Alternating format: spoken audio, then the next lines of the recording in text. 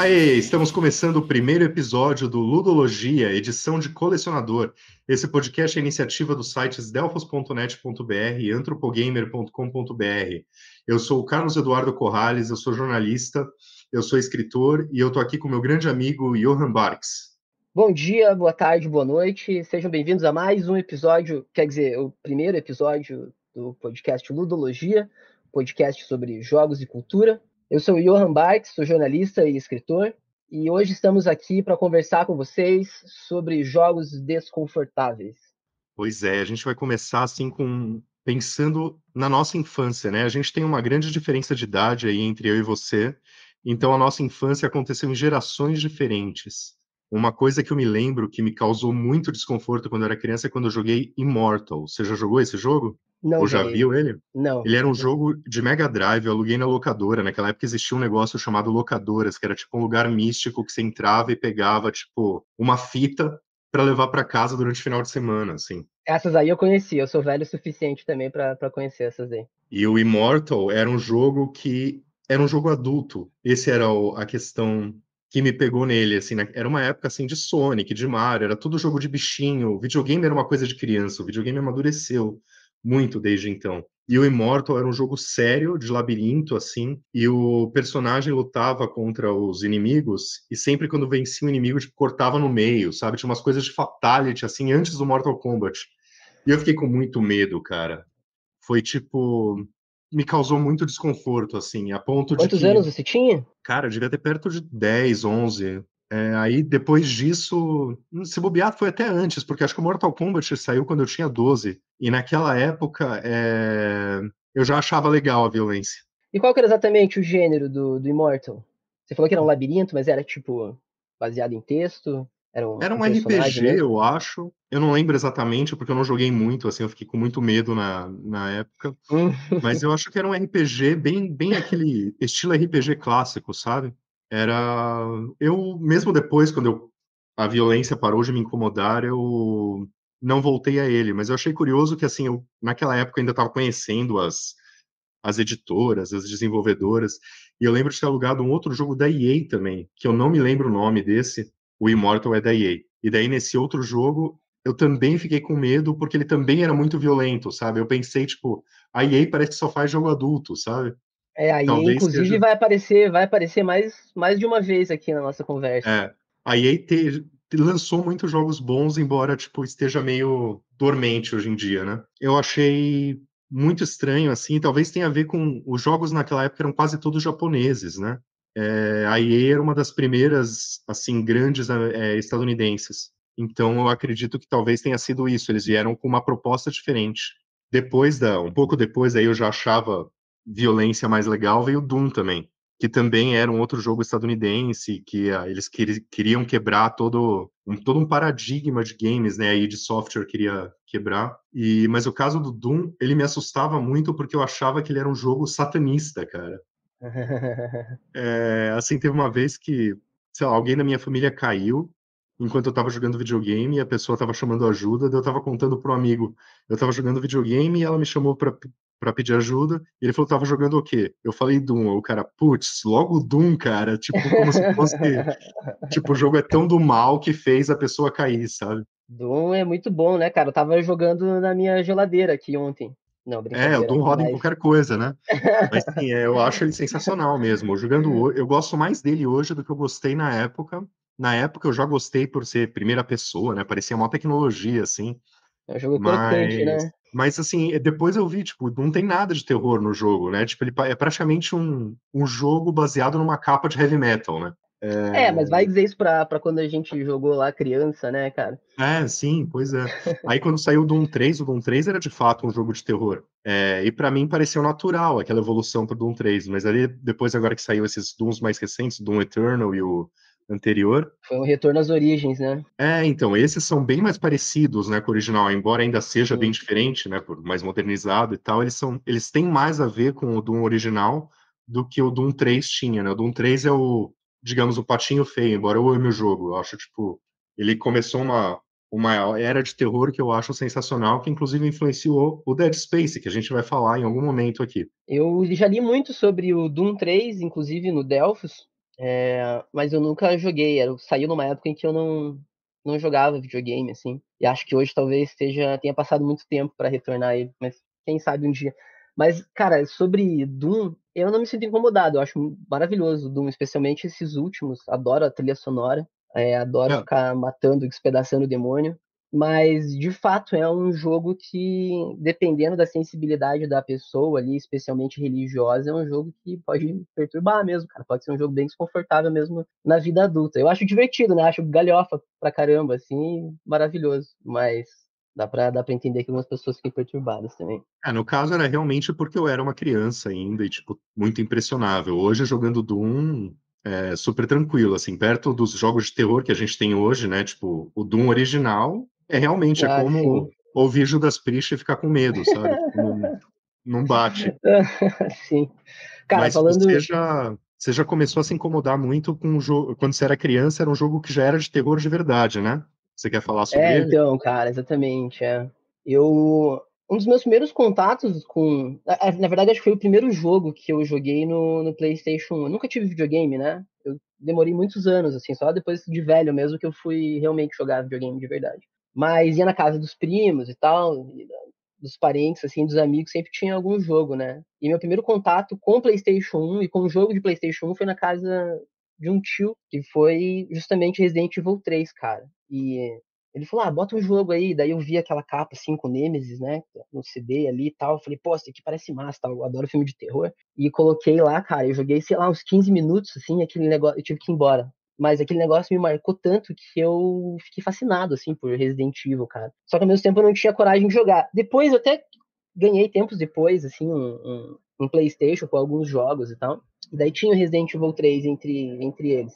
E daí eu jogava de vez em quando, assim, mas nunca fui de jogar muito quando era criança. Mas eu adorava a história, ficava fascinado enfim, pra jogar, só que eu não tinha coragem, cara. Eu jogava um pouquinho e parava, assim. E, cara, tudo por causa do Nemesis, né? Que bicho filha da puta, cara.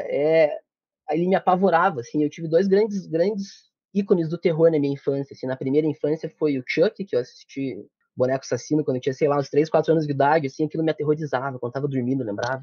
Tava na cama. Pô, você assistiu também muito cedo, hein? E o Que eu ia falar, Resident o Chuck Evil. é que nem o Doom, né? Tipo, não é terror. É bem mais puxado pra galhofa É. do que. Mas vai falar Mas isso pra com uma quatro criança, né? anos, Pois é. realmente.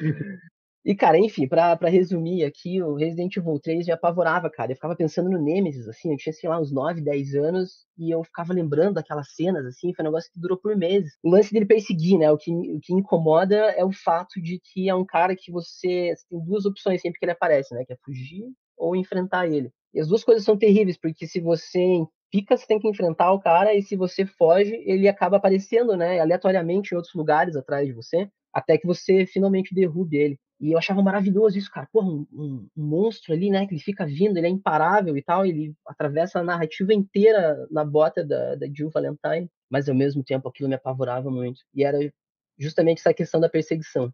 Mas hoje em dia eu já superei meu medo de Resident Evil 3. Apesar de nunca ter terminado o jogo. Terminei o remake, mas eu não acho que o remake faça jus nem de perto ao original. Eu ia te perguntar sobre isso. Eu joguei apenas o remake do Resident Evil 3 e, assim, você lutar contra o Nemesis no remake faz simplesmente ele se ajoelhar por alguns minutos, né? No original dá pra você vencer ele, É, eliminar ele daquela área. Cara, no original funciona assim. Cada vez que ele aparece, você tem duas escolhas. Entra um efeito bem legal, assim, parece um efeito meio de fotografia em negativo que fica passando na tela, assim, piscando na tela. E fica tudo em câmera lenta, e você tem duas escolhas. E as escolhas sempre geralmente envolvem você fugir ou você lutar contra ele. Mais pra frente lá tem outras opções, do tipo, você encontra ele numa ponte, daí tem a opção assim, pular da ponte ou enfrentar ele. Sabe? Mas geralmente tipo, você ficar ali, Decisões lutar mesmo. ou correr. Aliás, vai você Mas se pular você da ponte. Você lutar, pode, acho que, pular da ponte ou empurrar ele da ponte, alguma coisa assim. se Mas você enfim, sempre lutar com ele, você ganha e ele para de te aterrorizar naquela área?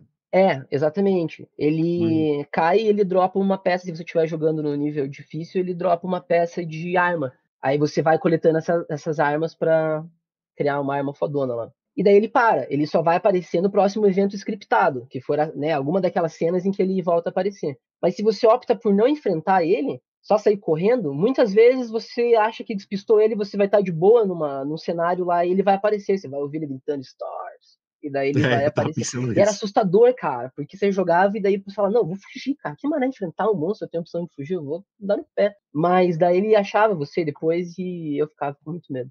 Né? Era difícil.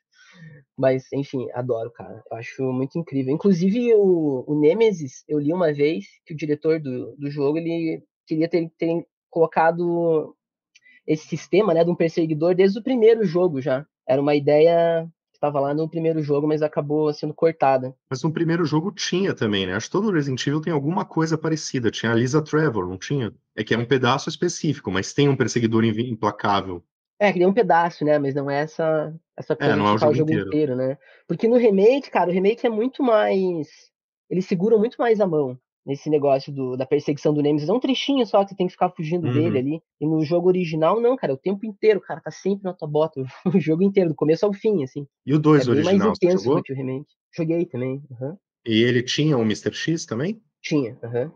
E também Tinha, se eu não me ficava. engano, o Mr. X só aparecia na segunda campanha, que tinha o lance da campanha A e B, né? Que é a campanha da Claire, a campanha Uhum. do Leon. Igual tem no remake, só que era uma coisa mais complexa no remake, eles simplificaram bastante. E acho que o Mas Mr. no X, se eu não me remake eu engano, sinto que só aparecia na segunda campanha. a apresentação do Mr. X no remake ele é mais assustador e mais frequente do que o Nemesis. O Nemesis é bem scriptado, assim, tipo, tem no começo você precisa passar por ele e depois ele, tipo, são chefes. Você luta Exato, e vence e acabou. O exato. Por isso que Mr. X realmente ele fica te stalkeando pela casa por um tempo. Eu não sei se era assim no original, eu só joguei os remakes desses. é exatamente isso que eu quis dizer, assim, que o remake não faz jus, cara. Porque ele aparece umas vezes ali.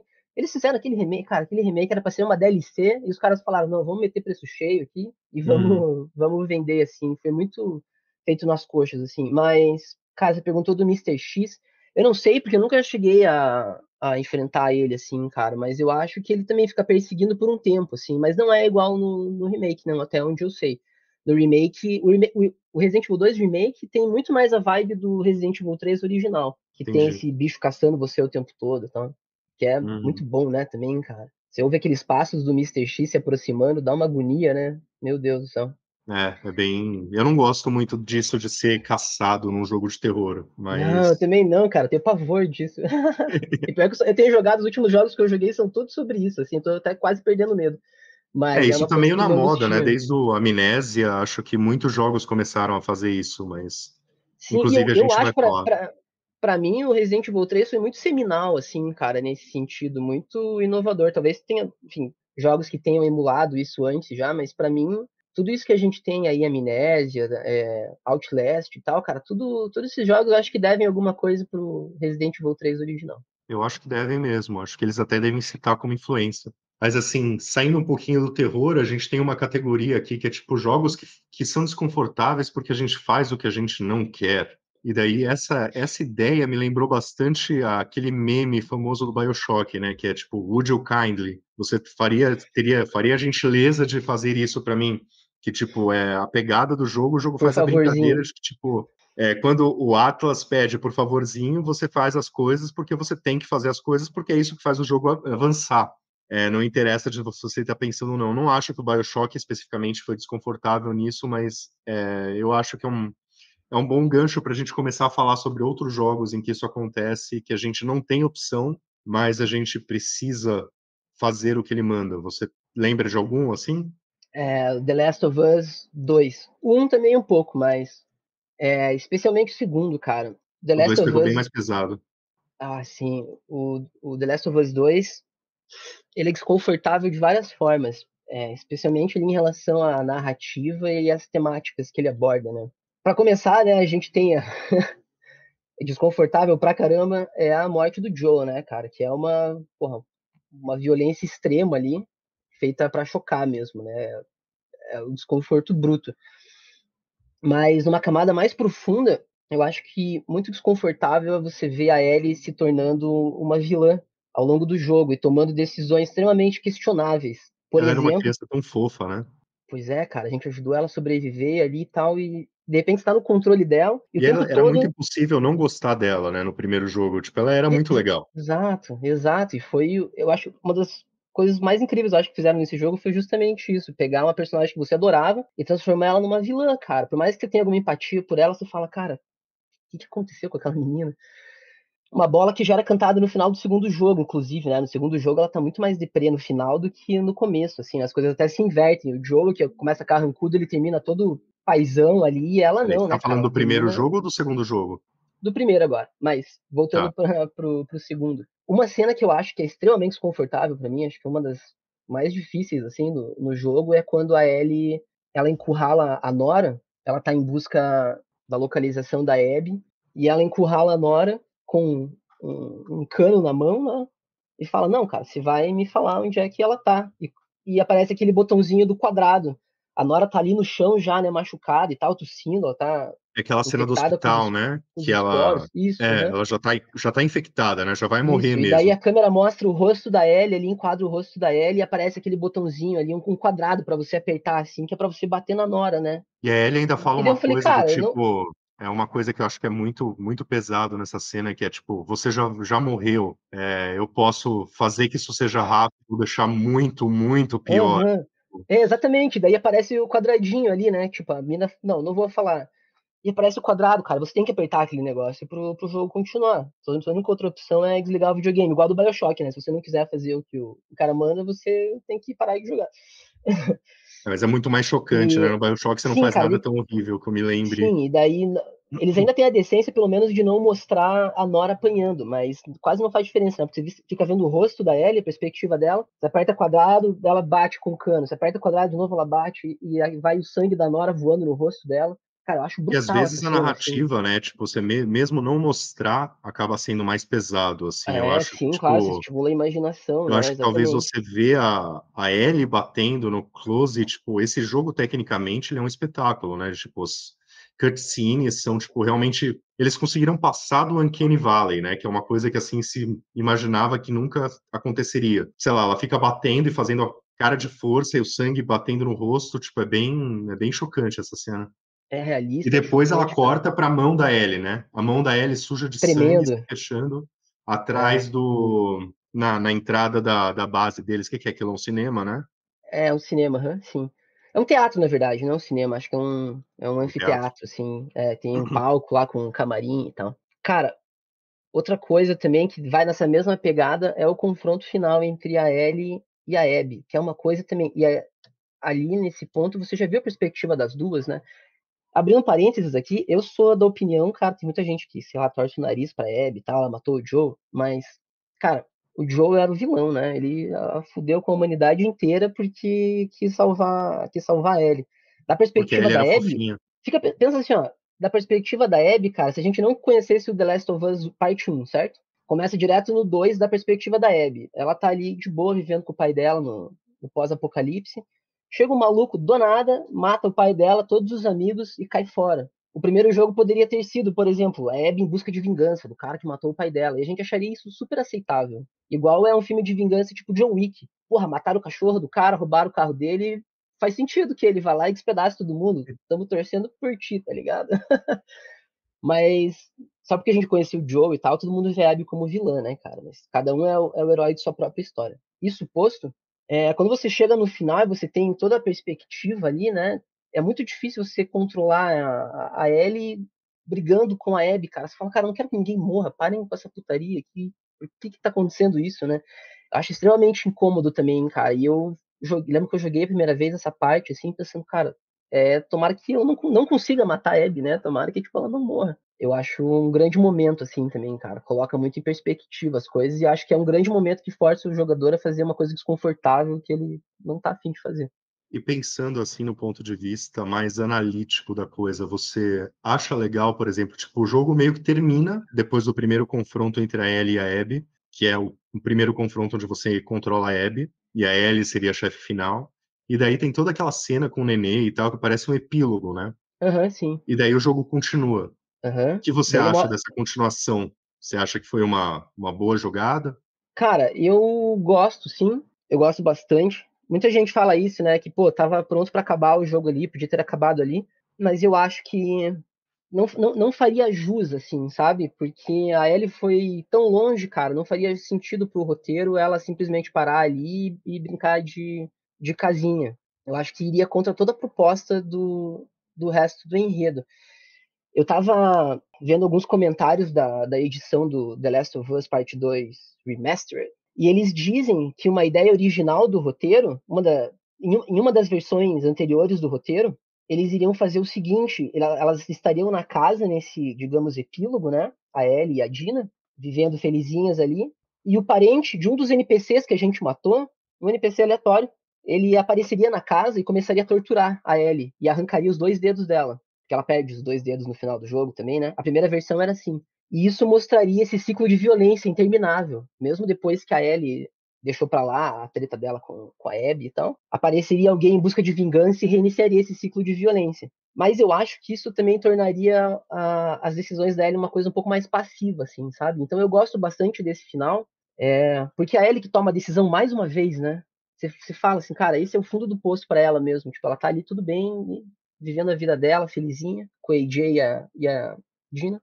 E ela decide sair. Eu acho que ali eu acho que é necessário esse final, porque ali consagra a Ellie, assim, como uma pessoa, tipo, que tá meio que em busca da própria autodestruição, assim, sabe? Eu acho que conversa bem com o restante do jogo. E também gosto muito do final, que acho que muita gente também não entendeu muito bem, que ela tá batendo na Abby, né? Muita gente fala assim, porra, mas por que ela fez tudo isso e chegou no final ela não matou a Abby? Porque, cara, daí o jogo seria muito vazio, eu acho. Seria muito niilista, assim, sabe? Terminar na fazenda seria irreal, porque seria uma coisa muito bonitinha. Mas se terminasse com ela matando a Abby, seria tipo assim, cara, ninguém aprendeu nenhuma lição e ficou por isso.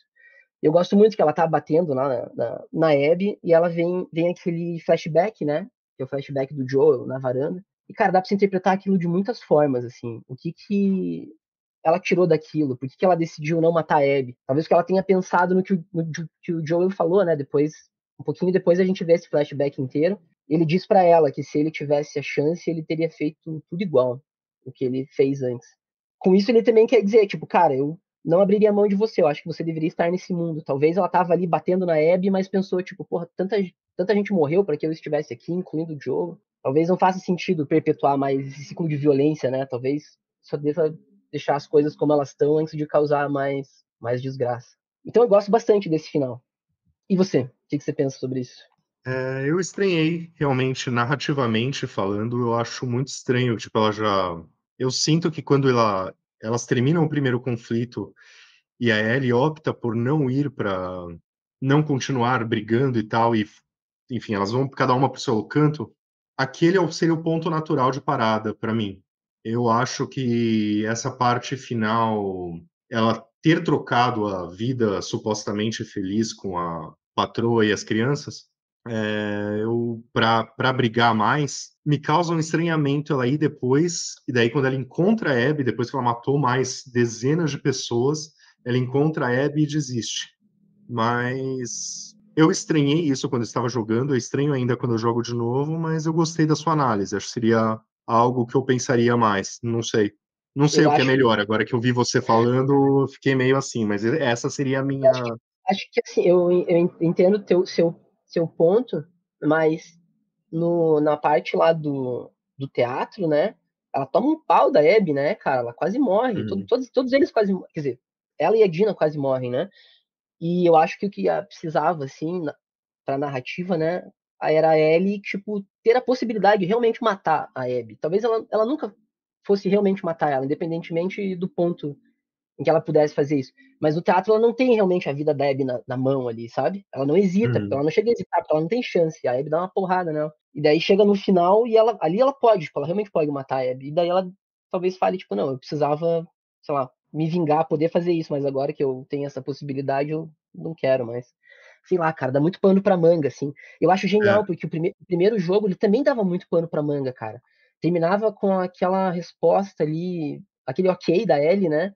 Ela pergunta pro Joe, me prometa que tudo aquilo que você falou era verdade. Ele fala com a maior cara de pau, eu prometo. E ela olha pra ele, tipo, ok.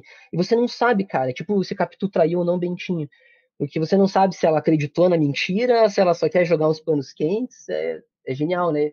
Eu acho que Isso dele é muito bom. eles realmente fizeram um jogo que não precisava de continuação, que já terminava de forma perfeita, e daí eles fizeram uma continuação, e eu acho que a continuação deixou o jogo ainda melhor, assim, tipo, eu vejo causou muita polêmica, né, isso, especialmente por causa do Joel, né, acho que o pessoal se apegou mais ao Joel do que eu, mas eu acho que realmente foi uma continuação sensacional, assim, eu fico triste que a Naughty Dog não tenha lançado mais nada depois. Você pensa quantos a Insomnia que já lançou desde aquela época. A Naughty Dog só lançou um monte de remakes e remasters. E ainda cancelaram agora, né, o Factions lá. Mas, porra, corajoso da parte deles. Melhor cancelar um jogo que tá em desenvolvimento há anos do que lançar um Concorde da vida.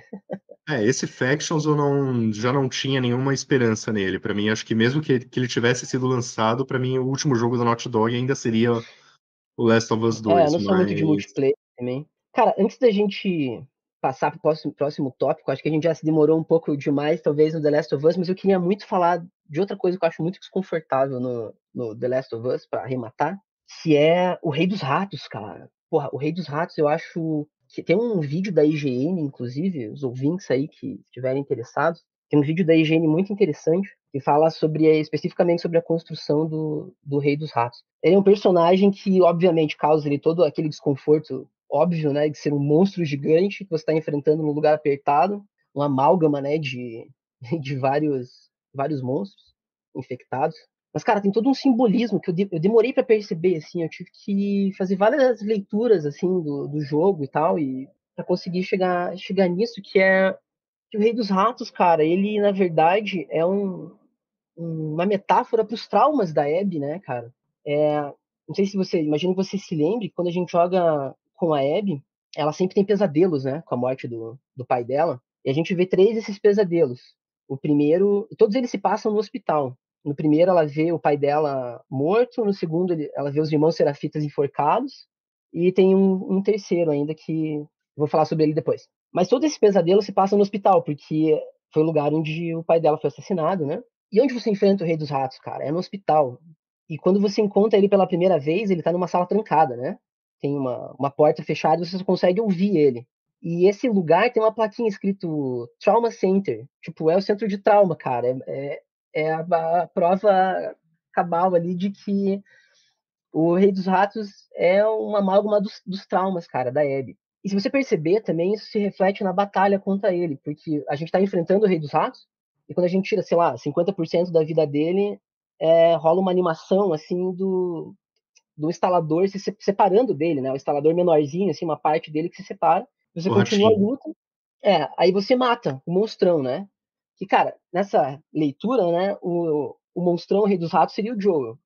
E a Abby matou o Joel, né? No começo, porque era o grande o gerador do trauma dela. E você mata o Rei Ele é o dos Ratos, Ratinho. A aí depois Ellie. você tem que enfrentar, exatamente. Você tem que enfrentar aquele instalador separado, que, cara, ele também não é fácil de ser matado. Ele exige também. Ele é muito mais sorrateiro, ele é menor, mas ele é tão letal quanto. Exatamente como a Ellie, cara, que vem atrás depois. Claro, eu posso estar fazendo uma hiperleitura aqui, né? E, tipo, imaginando coisas. Mas eu acho que tem bastante coisas que sustentam isso, sim. Eu acho muito interessante, porque é um desconforto que é causado em vários níveis, sabe? É o desconforto do ambiente, o desconforto da escuridão, da violência daquela fase. Nesse vídeo da higiene, eles falam muito sobre. É um vídeo em que eles entrevistam, né, os desenvolvedores mesmo, e eles comentam, assim, sobre como é que eles criaram aquele ambiente e tal. Muito interessante. E, cara, é legal notar também que quando a Abby finalmente mata, né, derrota, é como se ela tivesse vencido o trauma dela, e ela sai do estacionamento escuro ali por uma rampa, né, de acesso, um túnel, assim, que leva para fora e que tá iluminado. Como se ela estivesse indo pra luz, como se fosse um vagalume, assim, né, que encontrou a luz de novo. Que ela era um vagalume também. E o próximo sonho que ela tem, que é o terceiro, ela finalmente sonha com o pai dela de novo, mas aí ele tá sorrindo pra ela, que é tipo, agora ela venceu o trauma dela e tá tudo bem. Acho isso Legal, fantástico, cara. você claramente pensou bastante nisso, eu acho legal isso. Acho que é aquele negócio que a gente até falou de análises versus resenhas, críticas versus resenhas, né? Eu acho que é interessante ter um negócio quando você estuda criação, assim, em faculdade e tal, eles falam que não existe ponto sem nó, né? Tipo, você no caso interpretou essas coisas, eu nunca tinha pensado sobre isso, mas realmente essas coisas estão lá. Eu não tinha dado essa atenção, mas elas estão lá e realmente não são pontos sem nó. Tipo, eles terem escrito Trauma Center, tem um motivo para isso. Eu Exatamente, acho né? isso Sim. legal. Aham, muito bom, cara. Acho muito legal, assim. E eu só me ligo nessas coisas também quando eu fico muito obcecado por um. Eu sou muito de pequenas obsessões, assim. Eu conheço uma banda nova, daí eu fico ouvindo, cara, 2 semanas só aquela banda, assim. Eu fico obcecado por ela. E daí em jogo eu passo pra próxima. Com o jogo é assim também, eu vou atrás de tudo, assim. Começo a tentar extrair o máximo possível daquilo. E Mas falando enfim, em de minha parte, acho que é isso de The Last of Us 2, que é um ótimo jogo. falando assim de coisas pequenas e sutis e que você quase não percebe, eu queria falar um pouco sobre o God of War 3, que é totalmente o oposto disso. É um jogo que, sei lá, realmente não tem muita sutileza, Não tem. ele tenta ser, como diria, edificante com aquela história de que o Kratos liberou a esperança para a humanidade, mas, sei lá, é um jogo que eu me senti mal jogando, eu me senti mal e decepcionado o tempo todo que eu jogava lá quando ele saiu. Tipo, por exemplo, aquela primeira cena lá, tipo, o 2 termina com os titãs subindo a parede, o Olimpo, né? Pronto para começar a titanomaquia, assim, tipo, e o Kratos lá, vem Zeus, vem pro pau e tal. Tipo, nossa, é um final muito marcante. Eu acho que eu nunca fiquei tão ansioso por um jogo quanto eu fiquei pelo God of War 3. Ele demorou na época que pareceram muitos anos para sair. Não é nada Três. perto do que demora hoje, mas naquela época pareceu muito, assim. Eu achei que ele sairia logo que saísse no começo da geração do PlayStation 3, mas ele demorou, tipo, vários anos, assim, já tava na metade, né? Foi 2010, Hoje em eu acho. dia dá pra trocar uns 3 presidentes, né, cara, com o tempo que É. demora pra ser produzidos os jogos. E aí depois naquela primeira cena, tipo, eu tava esperando que o jogo fosse totalmente aquela titanomaquia, né? Ia ter os titãs o tempo todo, ia ser, tipo, uma coisa extremamente épica, mas assim, logo na primeira fase, lá no tutorial, você vê todos os titãs morrendo. E cada titã que caía e morria, eu falava, pô, o que que estão fazendo? Estão, tipo, tirando tudo que eu esperava do jogo, sabe? E daí, tipo, os titãs praticamente saem do jogo na primeira fase, né? Depois tem aquela boss battle contra o Cronos, que eu acho muito legal, mas eu esperava que o jogo fosse inteiro daquele jeito, sabe? Mas, assim, o que pega é que, assim, o Kratos no primeiro jogo, ele era alguém que você entendia, que você se identificava. No segundo, acabou sendo, tipo, ele queria vingança, e era isso. Tipo, os Zeus tentam matar ele, então ele quer matar os Zeus. Agora, no terceiro, ele vai para um ponto que, tipo, ele ainda tá com o objetivo da vingança, mas ele vê o que a vingança tá fazendo de ruim para o mundo e para as outras pessoas, e ele não Tá tá nem nem aí. aí. E, tipo, isso foi uma coisa, eu acho que, tipo, o Kratos acabou ficando. Acho que ele perdeu boa parte do carisma que ele tinha, a ponto de que o God of War novo, que também se chama God of War, né? Não é tão novo, de 2018 e tal, precisou praticamente repensar o personagem, porque o Kratos se tornou um vilão. Mais até do que a Ellie, eu acho, tipo. E o Faço um jogo não adendo aqui tinha. que eu acho que no primeiro jogo fizeram bem, no God of War 2018, mas acho que no Ragnarok eles não souberam o que fazer com o personagem, cara. O problema que a série God of War tem é isso que muda diretor a toda hora, né? Cada jogo tem um diretor e o único diretor que voltou foi o Cory Barlog, que voltou pro de 2018, né? Que fez justamente o que era anteriormente o que eu acho o melhor dos três jogos originais, que é o God of War 2. Mas é uma coisa que parece meio idiota, sabe? Você jogando com o Kratos, eu não me senti. Tipo, parecia assim, cara, porque ele não está parando, sabe? Tipo. E o Last of Us, acho que tinha toda essa justificativa narrativa que a gente falou sobre isso, mas Ah, é o verdade, God of War 3. desculpa interromper, eu lembro que na sua resenha do The Last of Us 2 você até comentou sobre isso, né, que a Ellie parecia com o Kratos mesmo. Eu acho que os jogos têm uma semelhança, assim, até por isso a gente colocou eles perto aqui nessa conversa. Mas o que o Last of Us 2 fez de bom, assim, com essa proposta, eu acho que o God of War 3 destruiu. Aquela história, tipo, logo no começo do jogo ele mata o Hélio. É Hélio que chama o Deus ou é Hélios? Em inglês chama Hélios, mas em português eu não tenho certeza. Já descobrimos aqui. Hélio. Aham. Não, não Hélio. sei. Bom, o Deus do Não, Sol, é Hélios mesmo. Hélios.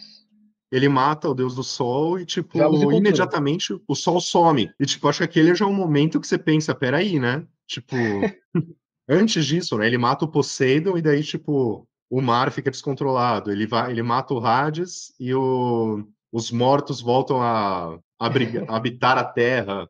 Tipo, O mas cara eu tá acho nem que o aí, Hélio né? foi quando. Ele não tá nem aí. Aquela história, tipo, eu acho que você falou sobre isso num texto seu também, que, tipo, o Kratos estava andando tinha um cara na frente dele, ele podia esperar o cara passar e tal, não, você tem que pegar o cara e bater a cabeça na parede, sabe? Tipo, como assim, né? O cara ali matava só por matar as pessoas. É que nem tem uma piadinha também, né? Eu não joguei todos os originais, mas tem aquele capitão do navio, né? Que acho que ele É, aparece em todos os jogos e que o Kratos sempre mata ele ou sacaneia o cara de alguma forma. Tipo, ele é citado em todos os jogos, mas acho que aparecer, ele aparece no primeiro e no segundo. Eu não me e ao mesmo lembro, eu tempo, lembro dele citado nos outros. Tipo, você acha uma cartinha, alguma coisa assim que fala sobre ele. eu acho que no primeiro. Na primeira parcela do reboot ali de 2018, eles conseguiram trabalhar bem ele, porque ele era um cara que, porra, tava puto ainda, mas ele tava lutando, né, com aquela ira dentro dele ali pra cuidar de uma criança. Mas, cara, daí chegou no segundo, ele virou, sei lá, um pau mandado das circunstâncias, assim, eles estão sempre. Tá sempre discutindo com a Atreus, cara, tipo, porra, o cara não consegue nem controlar direito o próprio filho ali e tal, e fica naquela, não, vamos fazer isso, vamos fazer aquilo, e ao mesmo tempo, não posso ser tão bravo mais. Eu achei que, cara, o segundo eles, tipo, simplesmente não souberam o que fazer, assim. Mas o primeiro eu acho Eu muito bom. acho. Eu acho um dos melhores jogos, cara, do PS4, o primeiro. A narrativa eu acho foda, acho maravilhoso. E o God of War Ragnarok foi uma das maiores decepções. Eu acho Mesmo que o God of War sempre. Ragnarok, pra mim, tem meio que um peso parecido com o God of War 3, assim, tipo, veio de uma coisa muito boa, que por acaso teve envolvimento do Cory Barlog na direção, e daí o Cory Barlog saiu e, tipo, ficaram sem saber o que fazer, porque a ideia original era aquilo, tipo, não sei se você já viu, mas o God of War 3, a ideia era matar os Zeus logo no começo do jogo, no tutorial, Não e daí sabia. o resto do jogo já seria na mitologia nórdica ou em alguma outra mitologia, sabe? Pô, mas.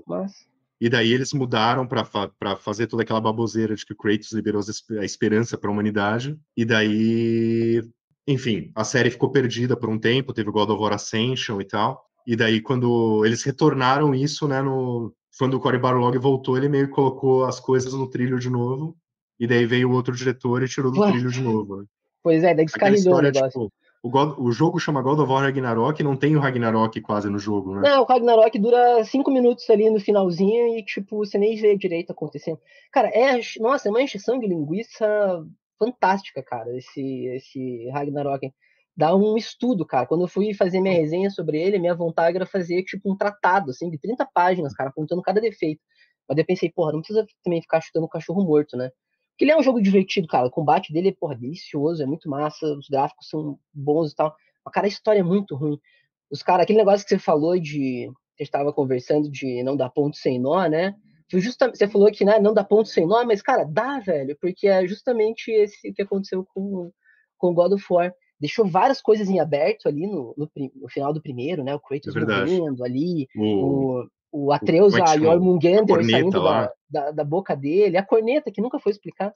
E, cara, tipo assim, não tem resposta, porque ninguém explicou nada. Você E, chega lá no final do jogo, a Jormungandr, ela desaparece, você vê no fundo, né, que o Thor envia ela de volta no tempo. Cara, é isso. Né? Fique feliz. e acho que vale fazer um adendo aí de que, tipo, na criação não se faz ponto sem nó. Acho que na boa criação não se faz ponto sem nó, né? Tipo, Exato, exato. claro, se você não tiver habilidade para costurar tudo bonitinho, vai acabar ficando uma bagunça, Não, como foi o God of War exatamente, é o que Ragnarok e a o God gente of War espera, 3. né? É o que a gente espera, mas, cara, você vê o Ragnarok, cara, o investimento, tipo, milionário, né, que foi feito no jogo. E ele é todo estranho, cara. Tecnicamente, pô, 100%, não tenho o que falar, mas a história dele é muito atravancada, cara. É bizarro, bizarro. E mesmo na parte E é, das mecânicas, ele me incomoda por um outro momento, assim, porque eu acho que ele ficou muito Ubisoft, cara. Muito, tipo, mapa para você é, limpar, sabe? E, ficou cheio de tipo, puzzle, cheio de baú. o baú, puzzle, coisas tipo para você ficar. Eles até chamam de trabalhos, né, na questlog lá, tipo, seus trabalhos para você fazer e É tipo. bem o que parece mesmo, parece um trabalho, né, cara? Que é É, chato pra cacete e não é divertido. o primeiro ele já ficou mais aberto do que eu gostaria, mas ele ainda tinha um jeito de Metroidvania, assim. Aí o segundo foi totalmente para o mundo aberto, estilo Ubisoft, e com isso me perdeu, assim. Basicamente eu queria fazer a história, eu ficava o dia inteiro jogando, assim, da manhã à noite, e só fazia side missions, sabe? Tipo, não conseguia limpar as side missions para ir para a próxima parte da história. E sabe qual que é o problema disso, cara? Ao meu ver, que é algo que acontece também com a Plague Tale. Eu joguei recentemente os dois, nunca tinha jogado, o Innocence e o Wrecking, e apesar deles não serem mundo aberto nem nada, mas eles têm muitos puzzles, muitas coisas assim que atravancam a narrativa. Isso é um grande problema do God of War Ragnarok, cara. E é por isso que eu falo que ele é uma grande encheção de linguiça. Porque se você for resumir o que acontece de relevante na história, cara, dava pra ser contado em, tipo, 2 horas. Mas o jogo, ele dura, sei lá, 60, 70, 80 horas. E mesmo assim, o Ragnarok é resumido a, tipo, 15 minutos, cara, de 80 horas. É um absurdo. E eles ficam enchendo, inflando, né, com baú, com quebra-cabeça, com não sei o quê, com vai e volta, com item e tal. E não tem uma história pra contar, cara. E mesmo que tivesse, seria prejudicada, como eu acho que acontece com a Plague Tale, tem uma história muito boa, mas a história é prejudicada pela quantidade enorme de vezes que você tem que ficar parando pra fazer umas coisas chatas, assim, sabe? Mas enfim, o Nesse Ragnarok. momento eu concordo com você com Ragnarok. O Plague Tale eu acho que é até um tema que a gente pode conversar mais no futuro, porque é um jogo que eu adoro. Eu gostaria de ver mais. Acho que a gente não vai ter tempo aqui para elaborar isso, mas eu Sim, gostaria sim. de ver seus pensamentos assim para você achar um Fica, jogo fica tão. pro um próximo episódio. Mas eu amo o jogo. Eu acho que ele assim, especialmente o segundo, eu senti que foi tipo, é o que eu quero dos videogames, sabe? Eu até entendo que tipo o gameplay não é tão gostoso quanto o do God of War. E não é mesmo. Mas toda a experiência, assim, eu acho uma experiência fantástica. Vamos então passar para o nosso próximo tema. O que você acha? Vamos. Beleza. Nosso próximo tema é medo do desconhecido, ou o desconforto provocado por aquilo que a gente não conhece ou que nos é estranho. Eu gostaria vou falar brevemente sobre esse jogo, mesmo porque é um jogo curto e não quero estragar a experiência aí de quem for jogar. Recomendo E eu acho que também tem muito uma esse diferença que, jogo. tipo, até agora a gente falou de jogos muito famosos que todo mundo que se interessa já jogou. Esse jogo que Sim, você vai sim. falar é o único que a gente vai falar hoje que eu não joguei. Iron Lang, o nome do jogo. Ele é um jogo independente, é um jogo super simples, que consiste basicamente no seguinte: você é um prisioneiro que recebe uma oferta. Você vai ter seus crimes perdoados, vai ser libertado, se você conseguir cumprir uma missão. Lá vem, né? E a missão consiste em você ser enfiado dentro de um submarino capenga, tipo aquele que implodiu lá visitando o Titanic, só que muito pior, porque é todo enferrujado e caindo aos pedaços, mais do que aquele até. E por isso, inclusive, se chama Iron Lung. A Iron Lung é pulmão de ferro, né? Que é aquela máquina em que as pessoas com poliomielite, se não me engano, elas eram colocadas dentro de uma máquina porque o pulmão delas não funcionava, então elas precisavam viver dentro daquele pulmão de ferro que respirava por elas. E o nome o apelido carinhoso desse submarino é Iron Lung. Você depende dele para sobreviver também. E o jogo consiste no quê? Qual que é essa missão que você tem que fazer? Você tem que tirar, acho que 8 fotos, se eu não me engano, um determinado número de fotografias no fundo do oceano, nesse submarino capenga. Só que você não consegue enxergar para onde você está indo. Você não tem janela, você não tem nada. É completamente fechado e claustrofóbico. O jogo se passa inteiro nesse espaço ali de, sei lá, 2 metros quadrados, assim. E você tem que, enfim, você tem um painel que tem um eixo X e um eixo Y. E você tem as coordenadas de onde você precisa ir para tirar cada foto. Só que o fundo do oceano é cheio de pedra, de corredores, de abismos. E você não pode bater em nada, senão o submarino afunda. Então você tem que ir guiando o submarino apenas por aquele eixo X e eixo Y, por aquelas coordenadas, prestando atenção nos alertas que o jogo dá. Quando você se aproxima de uma parede, ele dá um bip. Se aproxima de outro, ele dá um bip. E é extremamente desconfortável, cara, porque você não sabe para onde você tá indo e você tem que se guiar pelo som. Quanto mais você se aproxima de uma parede, mais rápido começa a ficar o bip. Então você tá indo lá devagarinho, de repente começa pi, pi, pi, pi, pi, pi, pi, pi, pi, e você sabe que você vai bater e vai afundar a porra do navio. E você tem que continuar. E muitas vezes tem que passar por corredores estreitos. E você consegue, só pelo som, saber que é um corredor. Porque se você inclina um pouquinho para a direita, vai um pi, pi, pi, pi. Se você vai para a esquerda, também. Então você tem que encontrar aquele meio termo ali. É um jogo difícil, cara. Eu morri várias vezes jogando, mas ele é fantástico. E eu acho que é muito interessante, assim, porque ele traz esse desconforto de você estar num lugar muito apertado, sem saber o que está ao seu redor. Você consegue imaginar, assim, você tira as fotos e você vê imagens do que está do lado de fora. Mas você não consegue, enfim, saber para onde você está indo, se está indo certo ou não. Fica a recomendação, é um jogo baratinho e é bem, bem legal, cara. Como é o visual do jogo, assim? Você não vê nada enquanto você tá no submarino? Você Você só vê o se guia submarino, pelos você barulhos? vê o interior do submarino, assim, você pode olhar para trás, pode Hum. olhar para frente, é um jogo em primeira pessoa. Você tem as alavancas ali, você tem o seu painel e tal, tem um extintor pendurado numa parede, mas são os gráficos bem simples, assim, pixelados. Tudo que te Mas mata tá fora do submarino e você tá não vê fora, e o nada, né? submarino é fechado, é uma casca fechada, assim, não tem janela, não tem nada.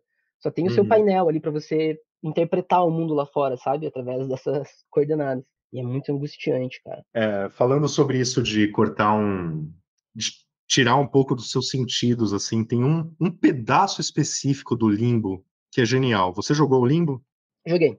Você coletou todos os breguetes? Não, eu nunca coleto todos os breguetes. É.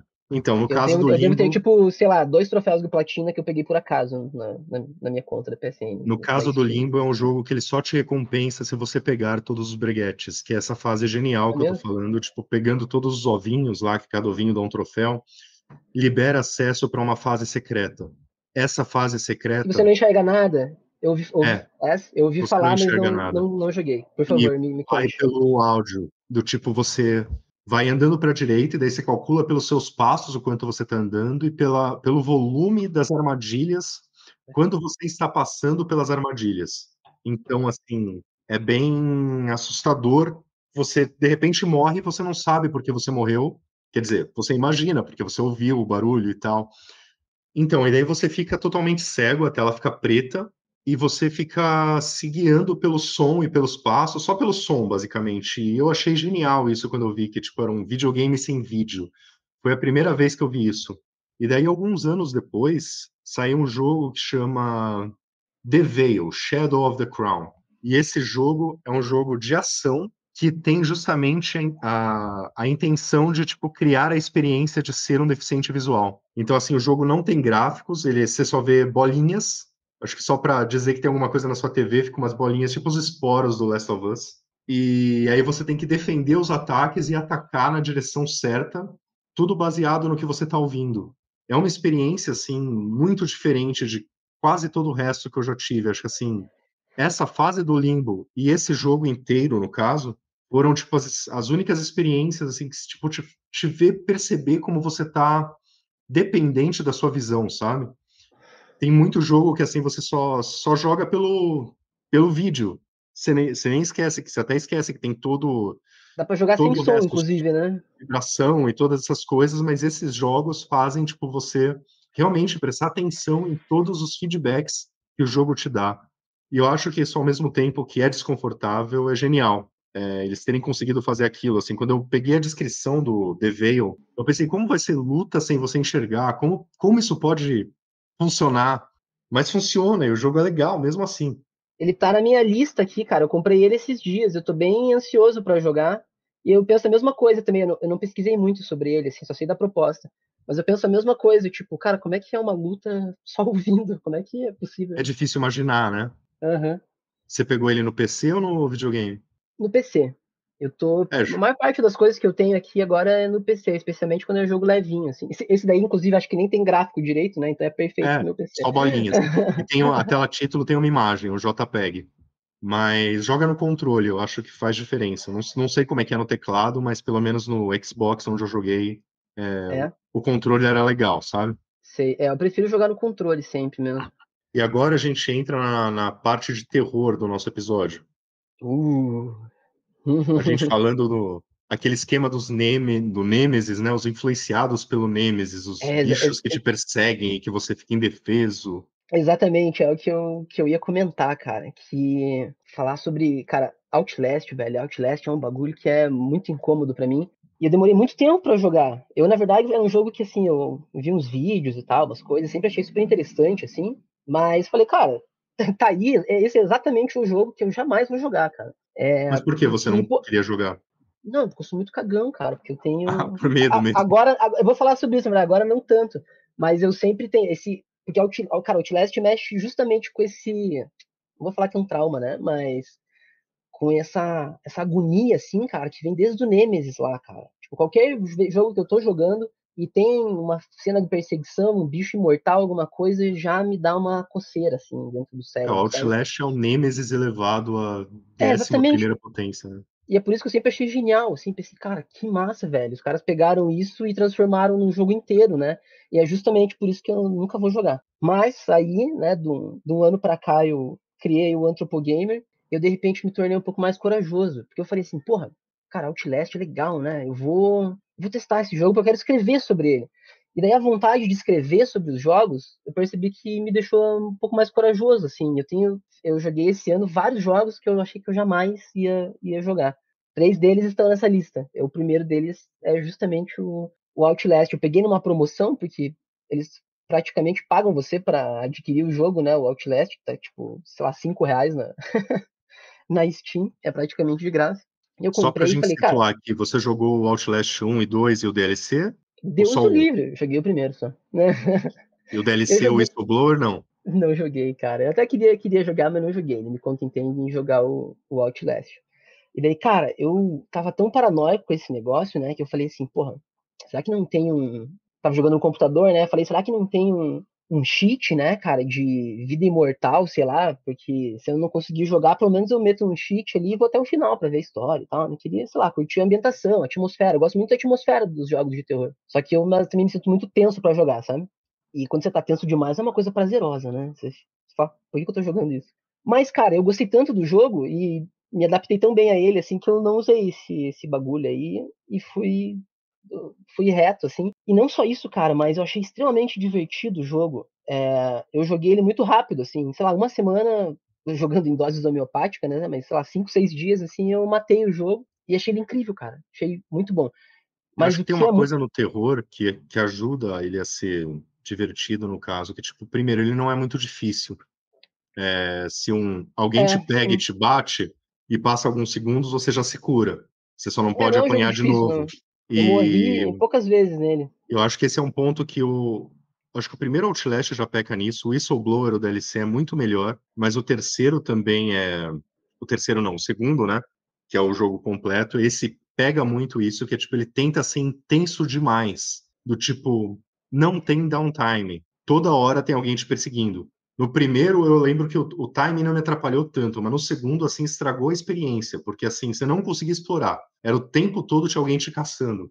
O primeiro eu acho que ainda tem umas paradinhas, tem um tempo para respirar e tal, que daí é que você sente medo. Acho que o medo não é sempre o momento Com certeza. adrenalístico da coisa.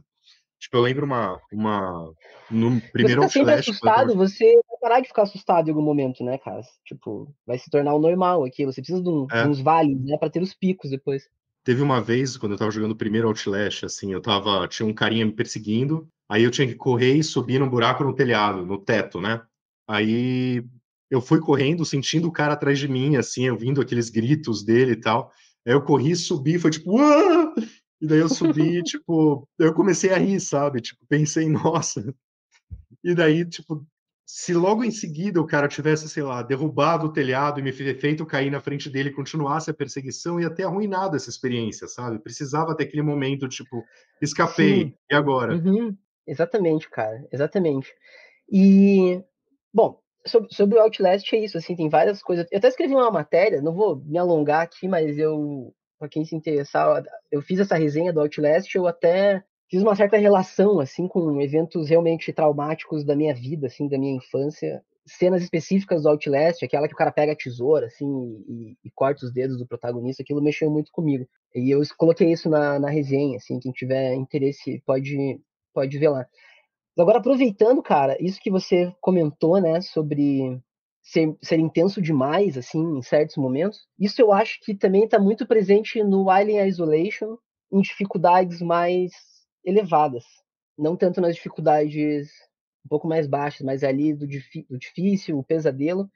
Eu também acho que o Alien não dá descanso para você, assim, é uma coisa muito intensa e acaba sendo um pouco desgastante, assim, quebra um pouco o limite entre assustador e ser divertido e se torna apenas o estresse pelo estresse. Eu concordo que o Alien é um tanto desgastante quando ele aparece, mas uma coisa que eu percebi no jogo quando eu joguei pela segunda vez é que ele aparece muito pouco. Você já percebeu isso? Tipo, Então, acho para mim, ele que. apareceu todo o tempo É, todo. você tem essa sensação, mas ele aparece, tipo, em, sei lá, 3 fases, assim. É que nessas É que fases são ele fica o longas, né? tempo São muito todo atrás longas. de você. Ele fica o tempo todo, e daí você explorar com ele te caçando e com insta-kill e tal é uma porcaria. É muito chato. São muito longas, e não só isso, mas as fases em que ele não está, eu acho que são mais difíceis ainda, cara, porque são aquelas fases com os androides. É, com os E é androides. chato demais, cara. É mais estressante ainda do que o Alien, porque daí eles são vários, né? Mas aproveitando aí o tema do Alien Isolation, o Alien Isolation, inclusive, é esse segundo jogo que eu havia mencionado. Eu já tinha jogado ele, na verdade. Tinha jogado, acho que, umas, sei lá, 6 horas dele. Mas também acabei dropando, assim, porque eu falei, cara, tô muito estressado, tá muito tenso. E daí agora saiu o Alien Romulus, né? Eu adoro o Alien, cara. Sou, tipo, adoro. Na verdade, adoro o primeiro filme, o resto eu não curto muito, não. Nem o segundo. Me atirem em tomates podres. Mas eu reassisti o segundo esses dias e achei bem. Né, assim. Mas o Mas Ressurreição enfim. você gosta, né? Porra, a ressurreição mais farofa, né? Meu Deus do céu. Enfim, saiu Alien Romulus, né? E eu fiquei, cara, super hypado, assim, vi o trailer e tal. Acho que eu até mandei pra você, né? Acho que eu comentei, não lembro se eu Uhum. A gente falei comentou. do. Perguntei se você ia ter cabine e tal. E daí eu falei, cara, esse é um momento legal pra agora me propor a escrever sobre Alien Isolation, que daí eu publico, né, uma resenha ali junto com o filme e tal. Vai sair num timing legal. Eu vou jogar Alien Isolation. E, porra, fui lá e joguei, cara, do começo ao fim.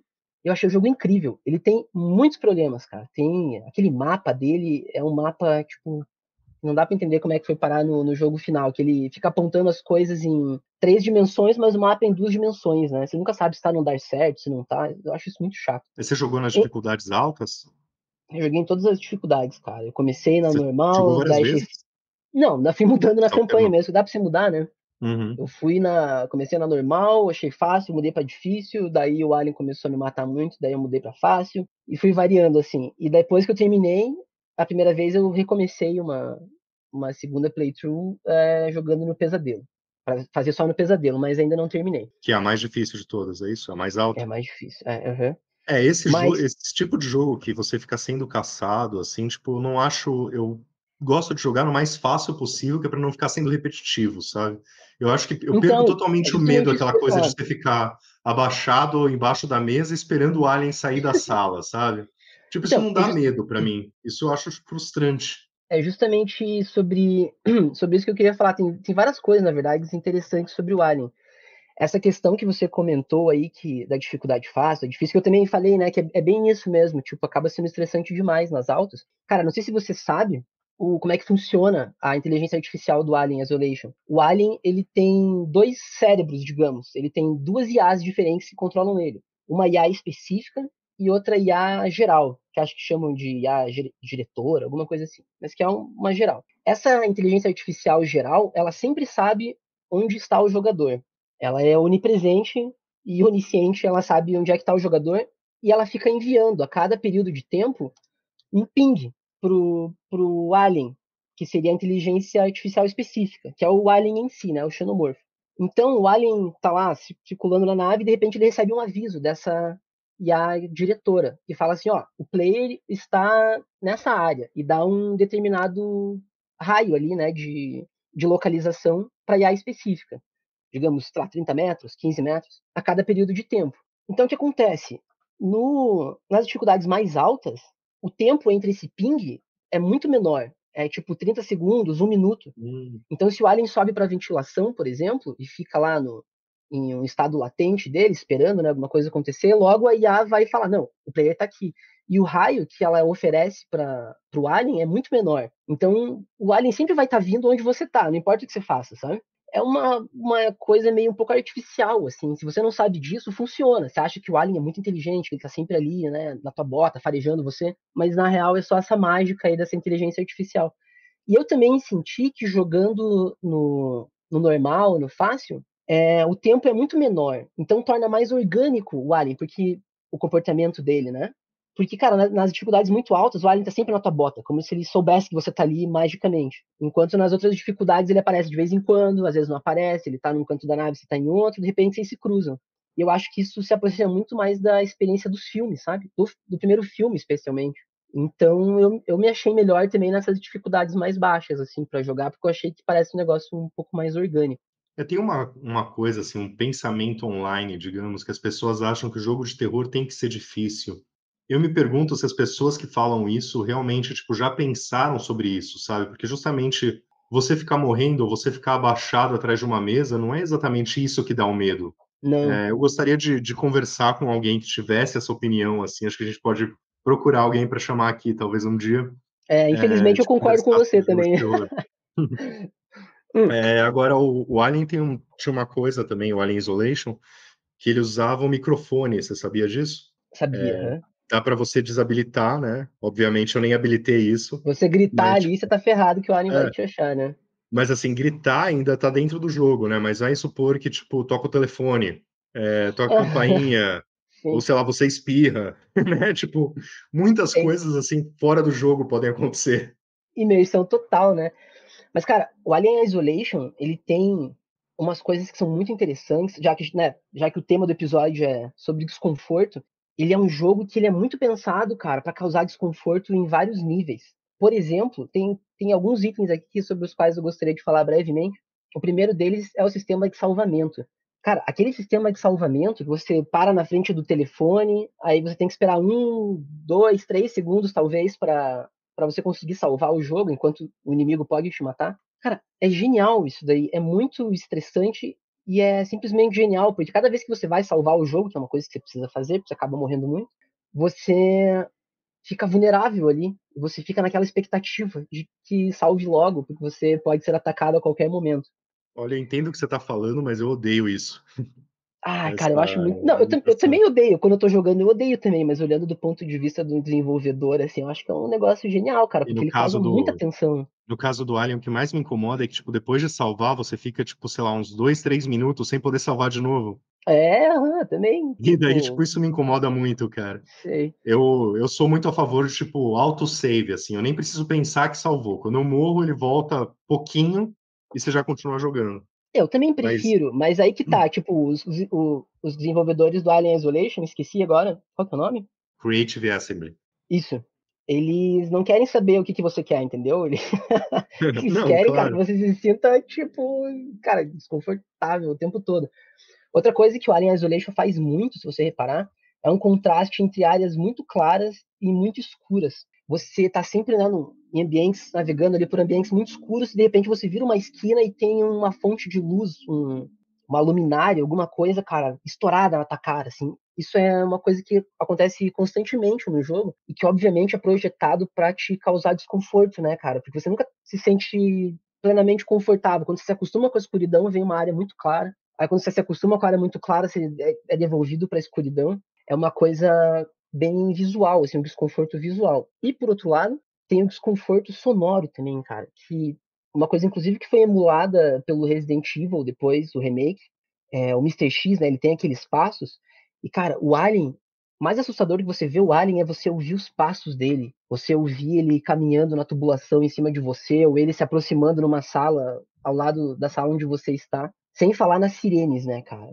Que, tipo, tem muitas fases em que você tá lá de boa e entra uma sirene gritando no teu ouvido, aí entra um outro alarme, É, cara, o entra o audio barulho. design é uma coisa realmente muito, muito importante num jogo de terror, eu acho. E, Nossa, completamente. assim, isso que você tá falando, assim, que você falou que, tipo, o Alien fez e daí o Resident Evil pegou. Eu não sei se é o primeiro, mas, assim, lá em 2005 tinha um jogo chamado Condemned, que é da mesma desenvolvedora que viria a fazer o Shadow of Mordor e o Shadow of War, sabe, os do Senhor dos Anéis. Sim, sim. Aí, cara, esses jogos estiveram entre os meus primeiros jogos de terror, assim, mais elaborados. E é um jogo praticamente sem fantasia, assim, digamos. Não tem monstros e coisas assim. Você entra numa casa abandonada e daí tem, tipo, as pessoas lá que estão paranoicas e eles ficam falando e falando palavrão e batendo na parede e ouvindo os passos, sabe? Tipo, eu joguei também esse Parece jogo bom.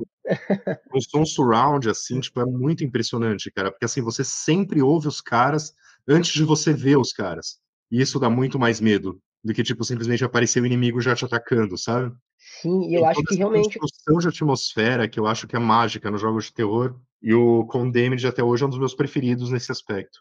eu acho que o design sonoro é muitas vezes ignorado ou deixado em segundo plano, assim, na maioria dos jogos. Geralmente, quando a gente lê análises de jogos ou vídeos sobre análises, enfim, fala muito sobre gráficos, sobre mecânica, sobre história, mas o design sonoro é uma coisa que geralmente fica em segundo plano, né? E eu concordo com você, é muito importante, especialmente num jogo de terror, cara. Pra finalizar aqui sobre o Alien, eu não sei se você reparou, você falou que jogou mais de uma vez, né? Joguei mais de uma vez. Você já reparou na arquitetura subliminar que tem dentro da nave do Alien Isolation, cara? Sabe que Especificamente subliminar, eu acho que não, mas eu reparei, eu adoro o world design dele, assim, tipo, acho que o é, mundo é muito bem feito, muito caprichado. o xenomorfo, ele tem aquele corpo biomecânico, né? Tipo, ele tem uns tubos, uns tendões, uns negócios que parecem uma coisa meio de plástico, meio de industrial, assim. É um Se organismo você perfeito. Exatamente. Se você reparar, tem vários cenários que têm tubulações que imitam aqueles nervos, aqueles tendões do alien, assim. Tem vários lugares também que você olha, o maquinário tem a forma daquela cabeça fálica do alien, sabe? O Ah, maquinário tem, assim, e fica contra a luz, é como se tivesse. O jogo tivesse sugerindo, pela arquitetura, ele tivesse sugerindo a presença do alien, falando, ó, o alien não tá aqui, mas você tem que lembrar que ele existe. E tem um vídeo muito interessante, cara, acontece em vários momentos isso, assim. E eu sugiro para você, para os nossos ouvintes, um vídeo chamado The Brutal Psychology of Alien Isolation, do Rob Yeager. Joguem lá no YouTube. É um vídeo de 59 minutos, em que ele faz uma análise de uma sala específica. Ele vai observando tudo que tem dentro dessa sala, que brinca com esse lado psicológico, assim, de tentando sugerir um certo pânico para você. É uma sala que você entra e logo você entra tem um chão vermelho. E daí tem um androide pela metade, assim, aquele sangue branco dele tá espirrado em cima daquele vermelho. Aí tem um buraco no teto, e aquele buraco no teto tem uns canos, assim, também, que dá a impressão que é como se o alien tivesse pendurado ali. É incrível esse vídeo, cara, e acho que passa muito bem essa noção, assim, da, da arquitetura e, como você disse, do design de ambientes, assim, a psicologia, né, por trás da construção dos cenários no Alien Isolation, que é um puta e daí a jogo gente incrível, cara. volta, Só de falar, eu quero vontade de jogar de novo já. naquele ponto de que a boa criação não dá ponto sem nó, né? Acho que esse vai ser o tema a Exatamente, tagline do episódio de hoje. exatamente, a Alien Isolation faz muito bem isso. É uma pena que eu acho que ele peca na narrativa, assim, porque é aquela narrativa genérica de deu problema aqui nesse lado da nave, vai lá, conserta, deu outro problema, agora deu outro. Chega a ser quase uma comédia, né, cara? Porque nada dá certo, né? E E chega isso no. você quer falar mais sobre o Alien? Que eu ia aproveitar esse gancho para falar do próximo. Não, não, eu terminei. Era isso aí mesmo. Isso de, tipo, você vai para um ponto da nave que está quebrado e daí quebra outra coisa e você vai para outro ponto da nave, lembra muito a história do Dead Space. Exatamente, cara, Dead Space. Eu tava pensando a mesma coisa, assim. Eu falei isso e falei, porra, mas Dead Space é a mesma coisa. Eu tenho bastante a falar sobre Dead Space, mas antes eu queria ouvir a sua opinião. Eu só joguei Dead Space, que agora é o terceiro jogo que eu tinha comentado, né? Que foi essa tríade aí dos jogos que eu falei, cara, jamais vou jogar. Eu tinha jogado Dead Space 2 no PS3, joguei uma vez, terminei ele, achei bem legal. Mas sempre falaram que o Dead Space, o primeiro, era muito mais focado no terror, né? E eu falei, porra, Dead Space 2 já foi tenso, nunca vou jogar essa parada. Entendo. Mas daí saiu o remake, eu fiquei bem interessado no remake. E daí eu pensei comigo, cara, eu vou escrever uma matéria dupla, assim, vou escrever duas matérias ali para publicar em sequência no Anthropogamer, uma jogando o jogo original e daí logo na sequência jogando Dead Space Remake. E foi exatamente o que eu fiz. Então, pela primeira vez na semana passada, eu joguei o Dead Space original e no mesmo dia que eu terminei, eu já comecei o Dead Space Remake. E, E enfim, tenho eles muitos não foram pensamentos, muito mas eu gosto. parecidos assim? Você não ficou Não, enjoado na cara, segunda tentativa? não, eu fiquei maravilhado, velho. Eu tô obcecado por Dead Space, velho. Fiquei pelo primeiro jogo e agora fiquei pelo remake, assim. Pra mim foi sensacional. Conseguir ver exatamente, assim, quais foram as semelhanças, quais foram as diferenças. Pra mim ficou muito claro que era a minha intenção mesmo. Jogar em Hum. seguidinho, assim, pra ver o que tinha mudado, pra ter fresco na cabeça, sabe? Pra ver como é que se diferenciava da experiência original. E eu fiquei muito feliz com o resultado. Mas eu queria perguntar pra você, eu já li sua resenha, li algumas vezes, inclusive em diferentes momentos a sua resenha do Dead Space, que saiu, acho que em 2009, se não me engano, que saiu um ano depois que foi lançado. Muito tempo atrás. Eu queria saber da sua experiência, assim, porque, claro, eu ter jogado agora, 16 anos depois do lançamento, é outra coisa, né? Queria saber antes de eu começar a falar, o que você pensa sobre Dead Space, como é que foi essa primeira experiência? Cara, o Dead Space foi uma coisa que cresceu muito na minha memória, assim. A primeira vez que eu joguei isso, acho que acontece quando você escreve por tanto tempo na internet, né? Porque, tipo, o Delphos já tem 20 anos, então tem... Eu não sou a mesma pessoa que começou o Delphos, tipo, muitas opiniões mudaram, tanto sobre as coisas que eu analisei no Delphos, como o Dead Space, quanto sobre a vida e coisas gerais. Mas a primeira vez que eu joguei o Dead Space, eu me lembro bem que eu achei, tipo, ele muito Doom 3, muito parecido com Doom 3 e muito parecido com Alien. Você falou que você ama Alien, né? Talvez por isso você tenha amado também bastante o Dead Space. Eu gosto. E, e eu não tinha tanto repertório de terror, assim, eu não tinha, a geração do PlayStation 3 foi a geração que eu voltei a jogar videogame na minha vida, assim, tipo, então eu não tinha experiência com os Resident Evil anteriores. Coisas como ter aquela fase que tem o cara que te persegue, na O verdade ele aparece Hunter. só em dois momentos do primeiro jogo, mas, tipo, todos os Dead Spaces têm isso, e todos os que eu resenhei, acho que eu resenhei o 1 e o 2, eu acho que eu não A resenhei o perseguição de 3. novo, né, cara? É um grande tema do horror, é a perseguição, é o monstro É, invencível perseguindo você. então, agora eu sei isso, que, tipo, isso é normal no negócio, mas, tipo, ainda não é minha parte preferida do jogo. Eu prefiro explorar com calma, eu gosto de curtir a atmosfera. Aquilo de, tipo, ter que ler audiolog com o bicho criando perna pra te Aham. bater, sabe? Ler audiolog não, né? Você ouve o audiolog ou você Tem lê uns que os tem pra ler também, text tem uns que logs. são áudio, tem É, outros que são textos. Os textos, cara, eu ignoro completamente, porque minha vida é é. mais importante, né? Não dá com o cara o cara criando perna e fazendo barulho da perna nascendo, né? Mas assim, com o tempo, assim, eu gostei o suficiente do jogo para jogar as duas continuações logo que elas saíram. Eu gosto da série inteira, os três jogos eu acho bons, embora o terceiro tem toda aquela má fama de porque ele foi um dos que queriam popularizar as microtransações, né? Que realmente era algo bem do mal no jogo, que você comprava coisas para fazer crafting, né? Mas o jogo, assim, eu acho bom, eu ainda acho os três tensos, embora o terceiro realmente tenha ido mais pra ação. Ele luta contra pessoas também, né? Embora sejam bem menos pessoas do que monstros. Você jogou os três? Não, só o primeiro e o Não. segundo. Mas assim, aí ele foi crescendo na minha memória desde então, e daí ele ficou um bom tempo, depois na geração do PlayStation 4, que não tinha retrocompatibilidade para jogar de novo, eu queria muito um remaster da coleção inteira, sabe, para poder jogar tudo de novo. E daí eu comecei tipo, a memória afetiva começou a pegar forte, tipo, puxa, aquele jogo é bom, né? E eventualmente eu joguei ele de novo eu joguei algumas vezes no PlayStation 3, mas aí eu joguei ele de novo no Xbox, porque no Xbox tinha retrocompatibilidade. E da época eu ainda assinava a Live Gold, e os três jogos foram dados de presente na Live Gold. E uma coisa bacana na Live Gold daquela época era que os jogos de 360 eles eram seus para sempre, não era só enquanto você assinava. Ó, Então, maravilha, hein? eu oficialmente tenho os três Dead Spaces no Xbox. Eu comprei os três no PlayStation, né? Então, não é nem que eu peguei de graça, eu comprei em algum momento na minha vida.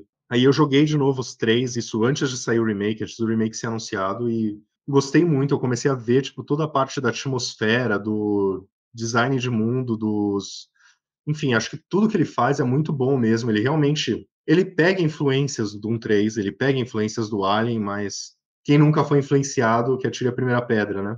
E eu gosto muito do jogo hoje, assim, quando eu joguei o remake eu joguei quando saiu e eu estava muito ansioso, assim, para chegar. Eu ficava olhando o meu e-mail a toda hora para ver se chegava o código de review, sabe?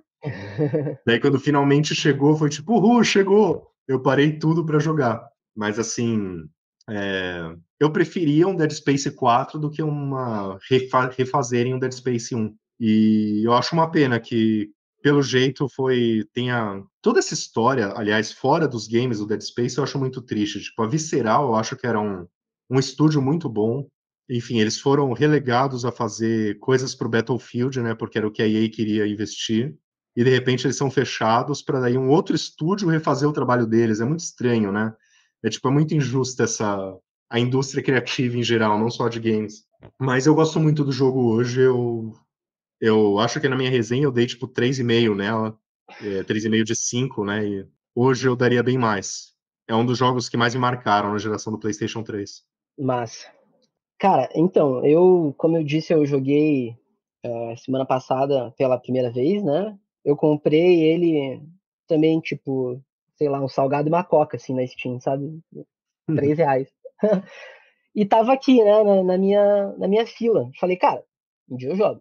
E eu tô com a assinatura da PS Plus, que vai acabar agora em dezembro. E eu percebi que não devo assinar, cara, porque eu passei 6 meses sem jogar absolutamente nada. Então não aproveitei, assim. Mas agora estou Isso para não aproveitando. jogar nada do catálogo em si, não é nem O online, né? catálogo, tipo assim, tinha várias coisas interessantes. Online eu não jogo. Mas tinha várias coisas interessantes, mas eu fui deixando e passou 6 meses, assim, até eu jogar o primeiro jogo, sabe? Mas enfim, não vem ao caso. O que vem ao caso é que saiu semana passada, retrasada, o Dead Space Remake, né, na PS Plus. E eu falei, cara, tá acabando aí minha assinatura, eu tenho que jogar. Mas antes de jogar, eu vou jogar o anterior, porque se eu jogar o remake depois do primeiro, vai ficar palha, né? E joguei o original. E, cara, eu achei incrível, incrível. Achei muito legal. Fiquei obcecado pelo jogo. Assim, eu fui atrás de muitas informações sobre ele, de making off. Tem bastante coisa, né? Porque é um jogo antigo, já ele tem 16 anos. Tem Saiu até em um 2008. desenho que eles queriam fazer um multiverso na época. Eu Antes, assisti, eu antes de assisti, multiverso ser o que é hoje, a EA já queria fazer com o Dead Space. eu assisti, são dois longas metragens de animação, né? O primeiro é bem legal, que é uma animação mesmo, à mão, assim. Eu assisti duas vezes, achei bem legal. E a segunda é uma animação tosca, assim, em 3D, cara, um 3D mal feito. Eu não tive saco pra assistir. Mas, enfim, joguei Dead Space, estou obcecado pelo jogo. E, cara, tem muitas coisas, assim, pra mim, eu acho que ele é um compilado de tudo um pouco, assim, do que a gente falou aqui nesse episódio, porque ele causa desconforto, cara, em absolutamente todos, pra mim, né, pelo menos, em todos os parâmetros, assim, os aspectos possíveis. Inclusive, deixa eu fazer uma sugestão aqui, tem uma entrevista muito interessante, cara, com o Glenn Scofield, que é o diretor do Dead Space original, feito por um canal chamado Ars Técnica. É uma entrevista de uma hora e alguma coisinha, em que ele fala sobre como é que foi o desenvolvimento, assim, a intenção deles. E ele fala que a intenção deles era criar o jogo de terror mais assustador de todos os tempos. Ele comenta, Pouco ambicioso, inclusive. né? Pois é, cara, mas eu acho que eles conseguiram, velho. Porque, assim, pensando retroativamente, eu só joguei agora, né? Mas pensando retroativamente, eu acho que, cara, é um jogo que se mantém muito bem até hoje. É muito assustador. Quem dirá na época, né? Uma época pré-Outlast, pré-Alien Isolation. E, enfim, como um jogo mais assustador de todos os tempos, cara, ele ataca em várias frentes, assim. Tipo, o objetivo do jogo, pra mim, é criar um estresse constante no jogador. Seja através dos jump scares, da trilha sonora. A trilha sonora, inclusive, funciona mais no começo, depois você vai se acostumando. Mas tem muito barulho, por exemplo, tem gritos, né? Tem sussurros. Às vezes tá andando num lugar e você ouve um sussurro ali no fone, cara, no teu ouvido, um negócio, uma voz sussurrando. Você fala, cara, que O porra mais é essa? assustador pra mim é o canto, cara. Por que Lembra uma voz tem. que canta? Cara, não sei, eu lembro de, Você não de lembra disso? várias coisas, não sei de um canto exatamente. Tem uma hora que canta um Twinkle, Twinkle, Little Star, né? Que é numa fase É, tem específica, que é esse. quando você chega na igreja, né? Que daí Hum. você ouve a voz cantando, assim. Mas tem esses sussurros, tem um monte de jump scare. E a trilha sonora, cara, ela tenta enganar o jogador, porque, não sei se você lembra, tem um barulhinho específico, assim, alguns que são tipo como se fosse um cano rolando, ou alguma peça de metal sendo movida, que de repente você tá jogando e você escuta esse cano rolando atrás de você, como se fosse tipo algum monstro que deu um passo, assim, sabe? Aham. Esbarrou num cano e você fala, cara, que porra é essa? Mas daí lá da metade pro final você percebe ali que fala, não, isso daí é um negócio da trilha sonora. Mas ele tenta muito enganar você, assim. E joga muito também com aquilo que a gente falou do Alien Isolation, né? Do design sonoro. Eu gosto muito do design sonoro do Alien Isolation, mas, cara, eu acho que o Dead Space, ele ganha de lavada, assim. É, isso na E além, época, eu acho que eu devo ter falado isso na resenha, porque eu me lembro sempre na minha cabeça o design de som do Dead eu acho que Space sempre sim. foi excelente. E ele, além disso, ele pega, por exemplo, que nem a gente falou do The Last of Us, que é tematicamente um jogo desconfortável, né? E o The Last of Us faz isso também, além da carnificina, do horror corporal ali, ele tem, cara, muitas cenas de suicídio. Tem muita gente se matando, é um negócio. Sei lá, talvez se eu tivesse jogado com 15 anos eu não teria achado nada demais. Mas jogando hoje, cara, com 32, 33, aliás, tá ficando. Você sabe que tá ficando velho quando você começa a confundir a idade, né? É, é um negócio que, porra, eu joguei assim, falei, cara, pesado, velho. Um monte de gente se matando em seguida, tem corpo enforcado, tem pessoas que se vê cortando a garganta, outra mulher que dá um tiro na cabeça. E a cereja no topo de tudo, né, é que ele coloca a religião também. Lá pro final, né, tem todo um Cara, eu, desenvolvimento, assim, nesse sentido da psicopatia religiosa, né? Fale. eu achei que você ia falar que a cereja no topo de tudo era que quando você vê alguém se matando, você imediatamente pisa em cima pra arrancar os membros. Que eu acho que Eu fiz também isso é. também. Eu fiz isso também, cara. Eu saía pisando em todo mundo. Aliás, eu fiz isso mais no remake, porque no original que eu fui aprender que, porra, era bom desmembrar as pessoas mortas, né? No remake eu saí pisoteando todo mundo, cara. Tipo, tanto eles não. Você evita que eles virem monstros, quanto se eles às vezes soltam coisinha, né? Tipo, olha, o cara tinha uma munição dentro da perna. Pois é, exatamente. E ainda pegando carona nesse negócio do design sonoro, eu tinha comentado, né, que o Alien tem esse contraste entre áreas muito claras e muito escuras, e o Dead Space faz isso com a ambientação sonora dele, cara. Se você reparar, a maior parte do tempo você tá em silêncio. Ou, sei lá, 50% do tempo você tá em silêncio, quando não tem nenhum confronto. De repente aparecem os monstros, começa a vir aquela onda de necromorphs, e a trilha sonora, cara, ela vai lá no alto, assim, e aquela trilha sonora, tipo, que nem aquela trilha sonora de jumpscare de filme barato, assim, né? Que aparece um gato e de repente entra aquele violino, assim. Só que, A cara, uma trilha trilha sonora é sonora disso desesperadora do Dead que Space. dura minutos, cara. E é um negócio que você fala assim, meu Deus! Eu acho que se não tivesse trilha sonora, era capaz do jogo, tipo, ser, nossa, muito mais mamão com açúcar do que ele era. Enfim, eu tenho alguns problemas com Dead Space, inclusive estava terminando ontem de escrever essas resenhas, escrevi a resenha do original e estava finalizando a resenha do remake. Eu acho que ele, cara, quase chega a ser um jogo perfeito para mim, assim, no que ele se propõe, sabe? Eu acho que ele é muito incrível, cara. Mas ele tem algumas coisas que pecam, assim, por exemplo, o Isaac, ele ser mudo.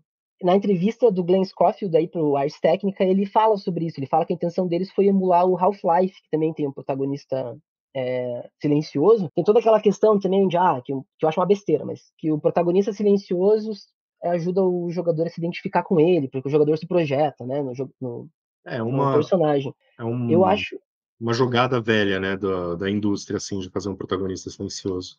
eu acho uma besteira, cara. Especialmente no primeiro Dead Space, no original, né? Quando ele encontra a Nicole, ele não fala nada. Cara, ele vê a namorada dele que você tá procurando há horas. Ele foi lá para isso. Daí ele vê a namorada aparece, começa a conversar com ele e o cara não fala nada. Ele não fala oi. Ou tipo, tudo É, bem, coisa, sabe? se Nada, você. cara. Quando você tá no jogo, você não pensa nessas coisas, né? Mas se você analisar, sempre tem aquela história do tipo, o Dead Rising, que, tipo, todo mundo mó desesperado com zumbis e o cara vestido de Mega Man, sabe? Tipo, ou então, Mas tipo, ele no tá meio dando a de uma proposta do cutscene que não jogo, né? tira, Mas, que não tira o seu controle, você fica pulando enquanto outro cara tá te explicando a missão, sabe? assim, Tipo, são mas, lógicas de videogame que você acaba entrando na é, famosa dissonância ludonarrativa, né? mas no caso do Dead Rising, acho que até faz sentido, é uma proposta ali ser mais galhofone e tal. Mas o Dead Space, que é uma das coisas que eu acho muito incríveis no primeiro jogo, é que ele contextualiza muito bem as coisas. Não é que nem tipo God of War, que você tá ali correndo para salvar o mundo do Ragnarok, mas você vai parar para coletar baús e resolver puzzles. O Dead Space, cara, todos os puzzles, eles fazem sentido, porque é o Isaac, que é um engenheiro, tentando consertar a nave. Cara, faz total sentido. Tudo é muito realista, assim. Até as armas, né? A única arma de verdade que você tem, que é uma arma mesmo, é o rifle de pulso. Todas as outras armas, elas são usadas na mineração. A Ishimura é uma nave mineradora, né? Então o Isaac é um engenheiro, cara. Ele vai pegando, tipo, é como se a gente pegasse, sei lá, uma serra, uma chave de fenda e fosse usando como arma, né? Tipo, a cortadora de plasma, tem o canhão de energia, lá, um monte de coisa que é feita para mineração. Então, eu acho que destoa muito, assim. Outro problema que eu vejo no original é que eu acho que também, aí conversa com o que você comentou sobre o Outlast 2. Eu acho que o Dead Space é muito intenso a todo momento. E não demora, assim, acho que até o capítulo 6 ali, você tá ainda meio tentando entender qual que é a proposta do jogo, mas da metade do jogo pro final, começa a se tornar mais previsível. Não necessariamente previsível, no sentido de você saber o que vai acontecer, mas você se acostuma com o ritmo. Você sabe que você vai andar por 1, 2 minutos tranquilo e alguma coisa vai pular na tua cara. E eu acho que isso vai tirando um pouco da força, assim, do impacto da narrativa, que Eu é acho que aí uma pega, parada. você falou que o diretor disse que ele queria fazer o jogo mais assustador de todos os tempos, mas o Dead Space eu acho que até ele é um jogo de terror, mas antes de ele ser de terror, ele é mais um jogo de ação. Eu sinto que ele é mais um jogo de ação do que o Resident Evil, por exemplo. Eu acho que por isso ele é tão intenso, tipo, porque ele sempre esteve mais para Alien 2 do que para Alien 1, em relação a, tipo, Com certeza, porque você tem um monte de arma. Ele é um jogo de tiro, né? Ele é como um trem fantasma, cara. Se você pensar ah, no Dead Space no primeiro, ele é um trem fantasma. Cada capítulo você desce do trem, você faz um circuito e volta pro trem. Você vai, tipo, fazendo o circuitinho do trem fantasma, tudo que aparece na tua frente você atira, você leva susto e tal, e você segue a vida, né? Mas eu também acho, assim, que, tipo, eu até comentei sobre isso na minha resenha, que eu preferiria particularmente se ele tivesse, assim como a gente conversou, mais vales, né? Não só picos de intensidade, assim, o tempo todo. Ele uhum. tivesse, sei lá, 30% a menos de confrontos, sabe? Ele deixasse você ficar um pouco mais na expectativa, para brincar ali com a tua imaginação e tal. por outro lado, eu também reconheço que acho que ficaria um jogo muito chato, porque o Dead Space ele também não tem, assim, muita narrativa, não tem muita coisa acontecendo, né? Como você disse, ele acaba sendo um jogo de ação, porque o tempo todo você tá atirando nos bichos, coletando munição, avançando e tal. Eu entendo. Agora, cara, passando. Não sei se tem mais alguma coisa pra falar sobre o original. Posso passar pro remake? Pode. Falando sobre o remake, cara, eu achei incrível que ele resolveu absolutamente. E eu escrevi, inclusive escrevi a minha resenha do original antes de começar o remake, né? Pra assim, não ser influenciado, pra separar bem as coisas. E quando eu sentei pra escrever agora a resenha do remake, eu percebi que todos os pontos positivos que eu coloquei do remake, muitos deles são exatamente respostas ao que eu achava ruim no original. Eu pensei, cara, que maravilha, porque a Motive, que foi quem fez o remake, né? Eu acho que eles pensam exatamente igual a mim, cara, porque eles corrigiram absolutamente tudo que eu achei ruim no Dead Space 1. E foram poucas coisas, assim. Eu acho que o Dead Space 1 ele é quase perfeito, o original, né? Mas ele falha nesses aspectos pontuais, assim. Daí, cara, você chega no remake e o Isaac fala. Ele não só fala, mas é ele mesmo que sugere as coisas. Em vez de ter alguém mandando ele falar, fazer assim, tipo, você tem que ir lá consertar o satélite. Ele nem fala É nada, mais ele nem fala ativo. assim, cara, eu não vou lá, velho, vai se fuder, tipo, eu vou morrer se eu for lá, velho. Ele não falava nada. Agora não, cara, é ele que dá a iniciativa. Ele fala assim, porra, a gente tá com um problema no satélite lá, então eu vou lá consertar e tal, eu dou um jeito. Pô, eu sou um engenheiro pica aqui, eu vou lá e vou resolver essa fita aí pra vocês. Isso tornou muito mais orgânico, cara. Tem algumas cenas que os necromorphos atacam ele e ele manda um tipo, motherfucker! Ele xinga. Você fala, pô, é isso, cara? Isso é uma pessoa de verdade, não um cara mudo que só fica grunhindo quando alguém desmembra ele, sabe? E também, cara, o remake, tipo, ele. Você lembra daquelas partes da torreta, cara, que tinha no original? Eram duas fases que Lembro. você tinha que sentar na torreta e ficar. Cara, foi a parte mais Ele difícil do mudou, né? jogo pra mim. Aquela que você tinha que destruir os asteroides. Eu joguei, sei lá, cara, umas 10, 12 vezes aquilo. Eu não conseguia ser mais rápido que os asteroides. Foi, E tipo, tem um muito troféu frustrante. pra para você atirar em todos os asteroides, eu acho. Eu já tentei tanto esse troféu, Você cara. Eu tá guardei um brincando, save nossa. nessa parte só pra tentar conseguir esse Nem a troféu. Eu nunca pau, tá consegui. louco. Não consegui no PlayStation 3 e não consegui no Xbox. Eu tentei algumas vezes nos dois, cara. É uma parte muito arcade, cara, que não conversa com o resto do Ah, jogo. E, pô, no remake, eles transformaram essa parte dos asteroides, que era mais chata, numa das cenas mais épicas, cara, do remake. Você sai da nave, você vai lá flutuando, você direciona, né, cada canhão ali pros asteroides e tal. Eu achei incrível. O remake também, cara, é mais escuro, é mais claustrofóbico, tem mais perseguição, como vamos fugir dos spoilers aí, né? Mas a gente tava falando aí de perseguição no Outlast, no Alien Isolation, e, pô, o Dead Space tem, né, como a gente já comentou, o caçador, o Hunter, que é aquele bicho que se regenera, e ele foi mais usado ainda, né? Ele aparece mais ainda no aparece remake. mais? Não são só naquelas duas fases? Nos dois capítulos? No Dead Space original, ele aparece no capítulo 5 e depois no capítulo 10. E agora ele aparece. A duração da perseguição é estendida no capítulo 10, ele aparece no 7 também, de surpresa. Olha, eu não lembrava disso. Ele Curioso que eu não aparece no lembrava, porque eu capítulo odeio tanto 7. esse bicho. Ele aparece no capítulo 7 também. Eu até fiz um vídeo, inclusive. Eu tenho um canal lá do Antropogame no YouTube. Eu fiz uns videozinhos das aparições deles, assim, cara. Eu fiquei burro. Eu tava assistindo o vídeo depois e eu percebi que fiz um monte de cagada, assim, tipo, apertei uns botões que nem fazia sentido, cara. De tão apavorado que eu fiquei com o bicho me perseguindo. Mas pra conduzir aqui pro final da conversa, abrindo um parênteses, eu anotei uma coisa aqui que eu acho muito interessante, cara. Que o Dead Space, o remake, né? Ele abre com um aviso de conteúdo que diz assim: esse jogo contém violência gráfica, representações explícitas de mutilação, empalamento, sangue, vísceras, vômito e morte, e também retrato de eventos traumáticos, comportamentos nocivos associados à saúde mental, como automutilação, suicídio, morte de colegas e parentes, claustrofobia, psicose, delírios visuais e auditivos e comportamentos obsessivos. Eita. Tipo, cara, olha o nível do jogo, né? Ele, tipo, como eu disse, ele ataca em todas as frentes, né? É tipo, pra ser desconfortável em todos os aspectos possíveis. Mas você Mas disse enfim, que ele consertou todos os problemas que você viu, e você falou que o primeiro tem o problema de ser muito intenso. Você não sentiu isso no remake? Você sentiu que ele é menos intenso? cara, estamos aqui, ó, 100% sintonizados, porque é exatamente sobre isso que eu quero falar.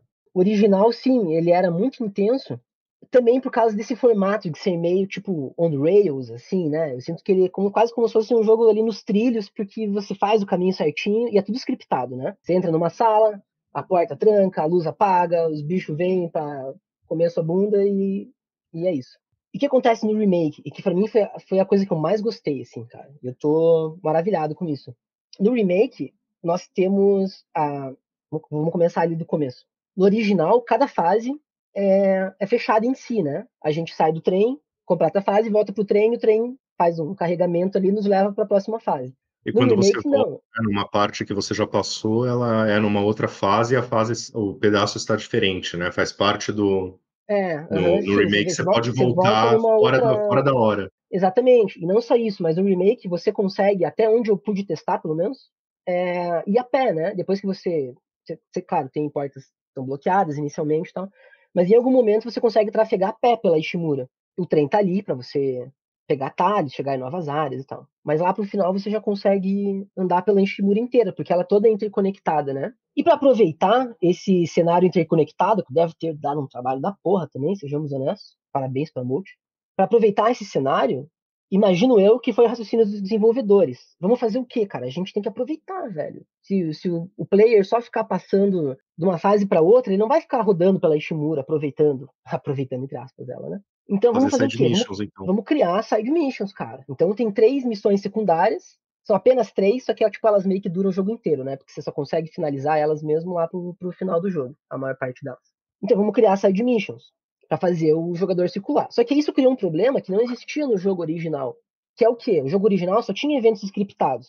Você vai andar para cá, o monstro vai aparecer, vai pular, vai vir, vai matar você e vai ficar por isso. Mas se você tem um mundo, digamos, aberto, não é necessariamente um mundo aberto no sentido que a gente costuma compreender, mas é um espaço pelo qual você pode trafegar livremente, né? Se a gente só tem eventos scriptados, o jogador vai ficar sem nada para fazer. Ele vai fazer as missões, depois vai voltar a fazer as missões secundárias e vai ser só aquele ambiente vazio, sem nenhum monstro aparecendo. Eles falaram, como é que a gente resolve isso? E o que eles criaram, cara, foi uma coisa que me empolgou demais, que é o diretor de intensidade. O diretor de intensidade, segundo as palavras dos próprios desenvolvedores, ele é um sistema de organização de conteúdo, surgimento de oponentes e controle do ritmo. Ele basicamente serve para regular o nível de estresse do jogador. Ele, tipo, além de personalizar a experiência e tornar um pouco mais próxima de uma obra cinematográfica. No sentido de que, cara, cada campanha que você jogar vai ser única. O que o diretor de intensidade faz? São muitas promessas, parece, né? Parece uma coisa assim, meio tipo, marqueteira, assim, falando, criamos um sistema novo aqui.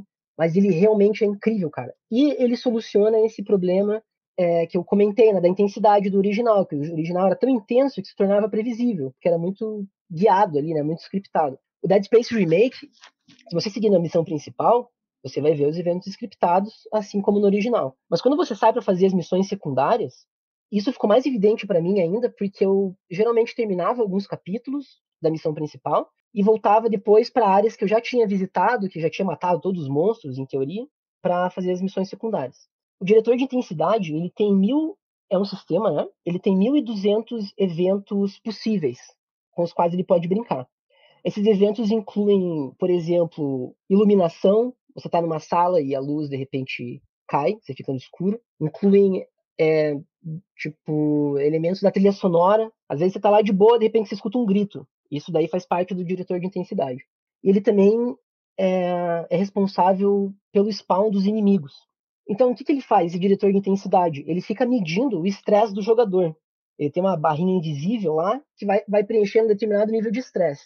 Isso para garantir que o jogador nunca esteja confortável, porque ele não vai voltar para uma área que ele já visitou, ele não tem nada para fazer, ele vai ficar seguro porque já matou todos os monstros.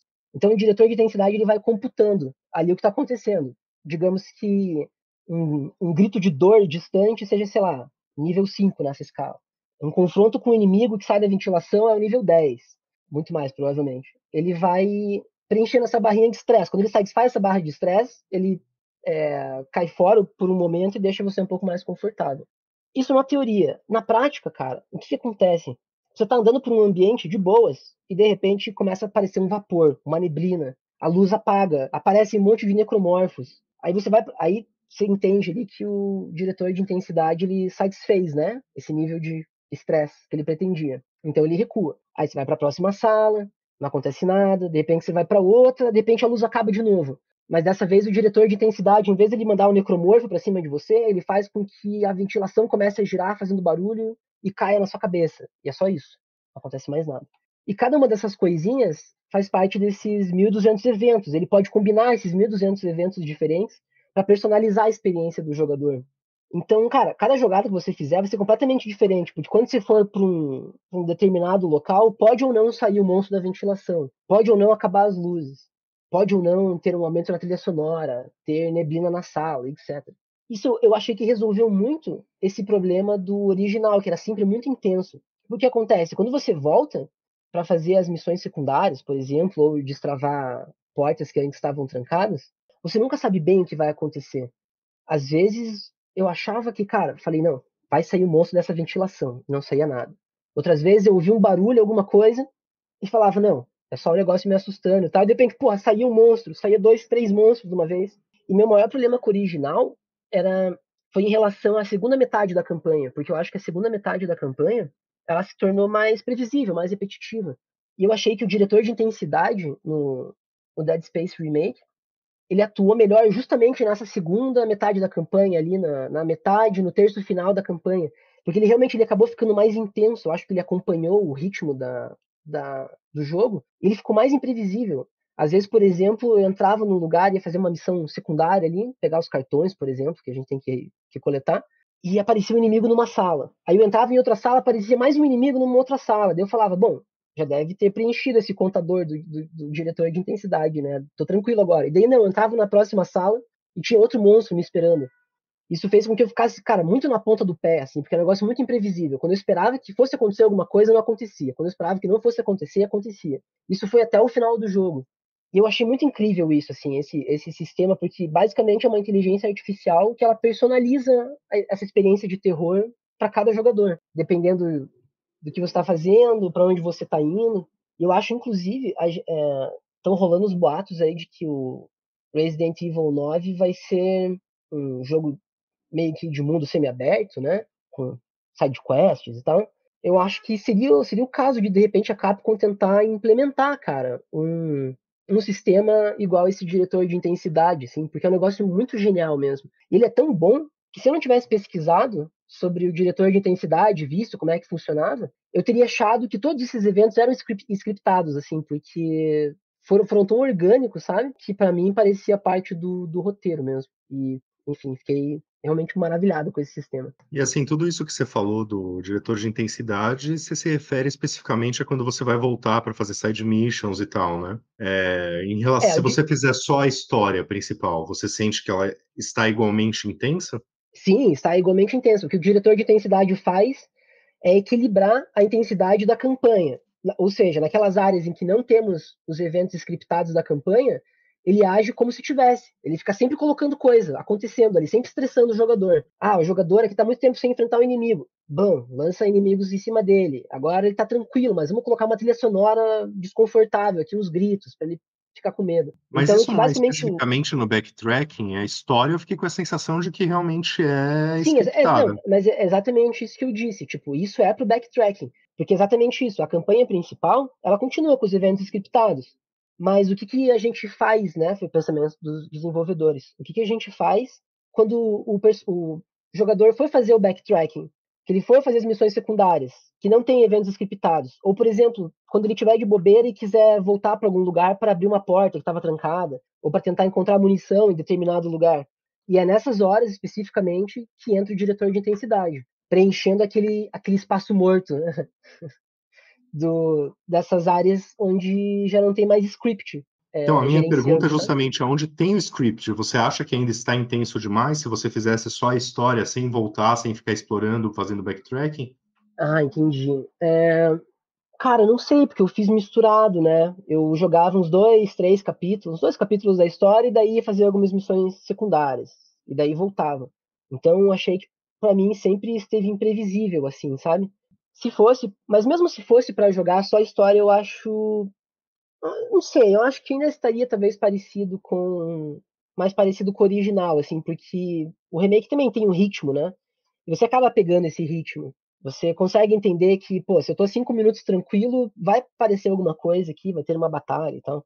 Mas ainda assim, pra quem jogou o original, eu acho que eles conseguiram colocar muitas surpresas, cara. Muitas coisas inesperadas e novos puzzles, por exemplo. Tem um puzzle, vários, né? Uma nova mecânica, que é aquela do disjuntor, né? Que você tem os disjuntores em que você pode direcionar a energia.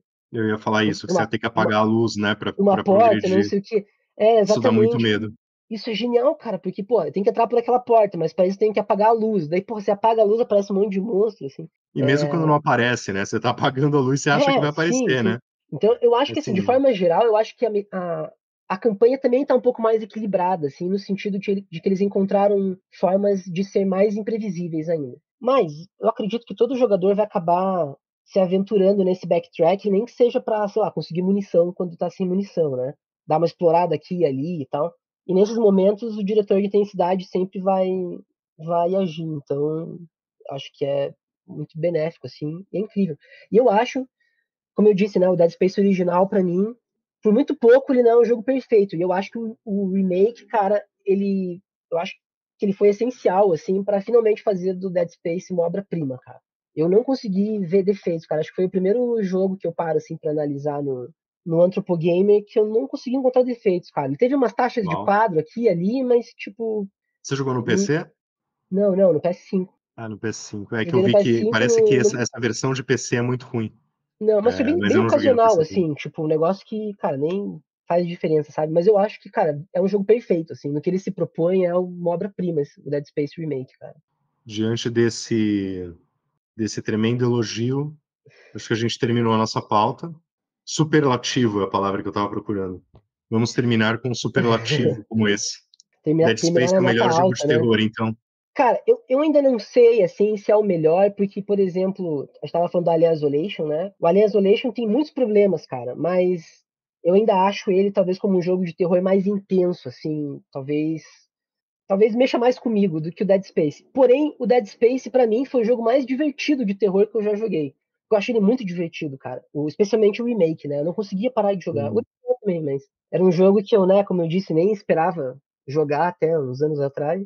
E eu não conseguia parar de jogar, cara. Tanto o original quanto o remake. Particularmente, eu gosto mais do Dead Space que do Alien Isolation, mas de fato são dois jogos que envelheceram bem na minha memória. Acho que o Alien É, Isolation também, quando eu fiz a resenha, eu gostava menos dele do que eu gosto agora. Acho que é, eu.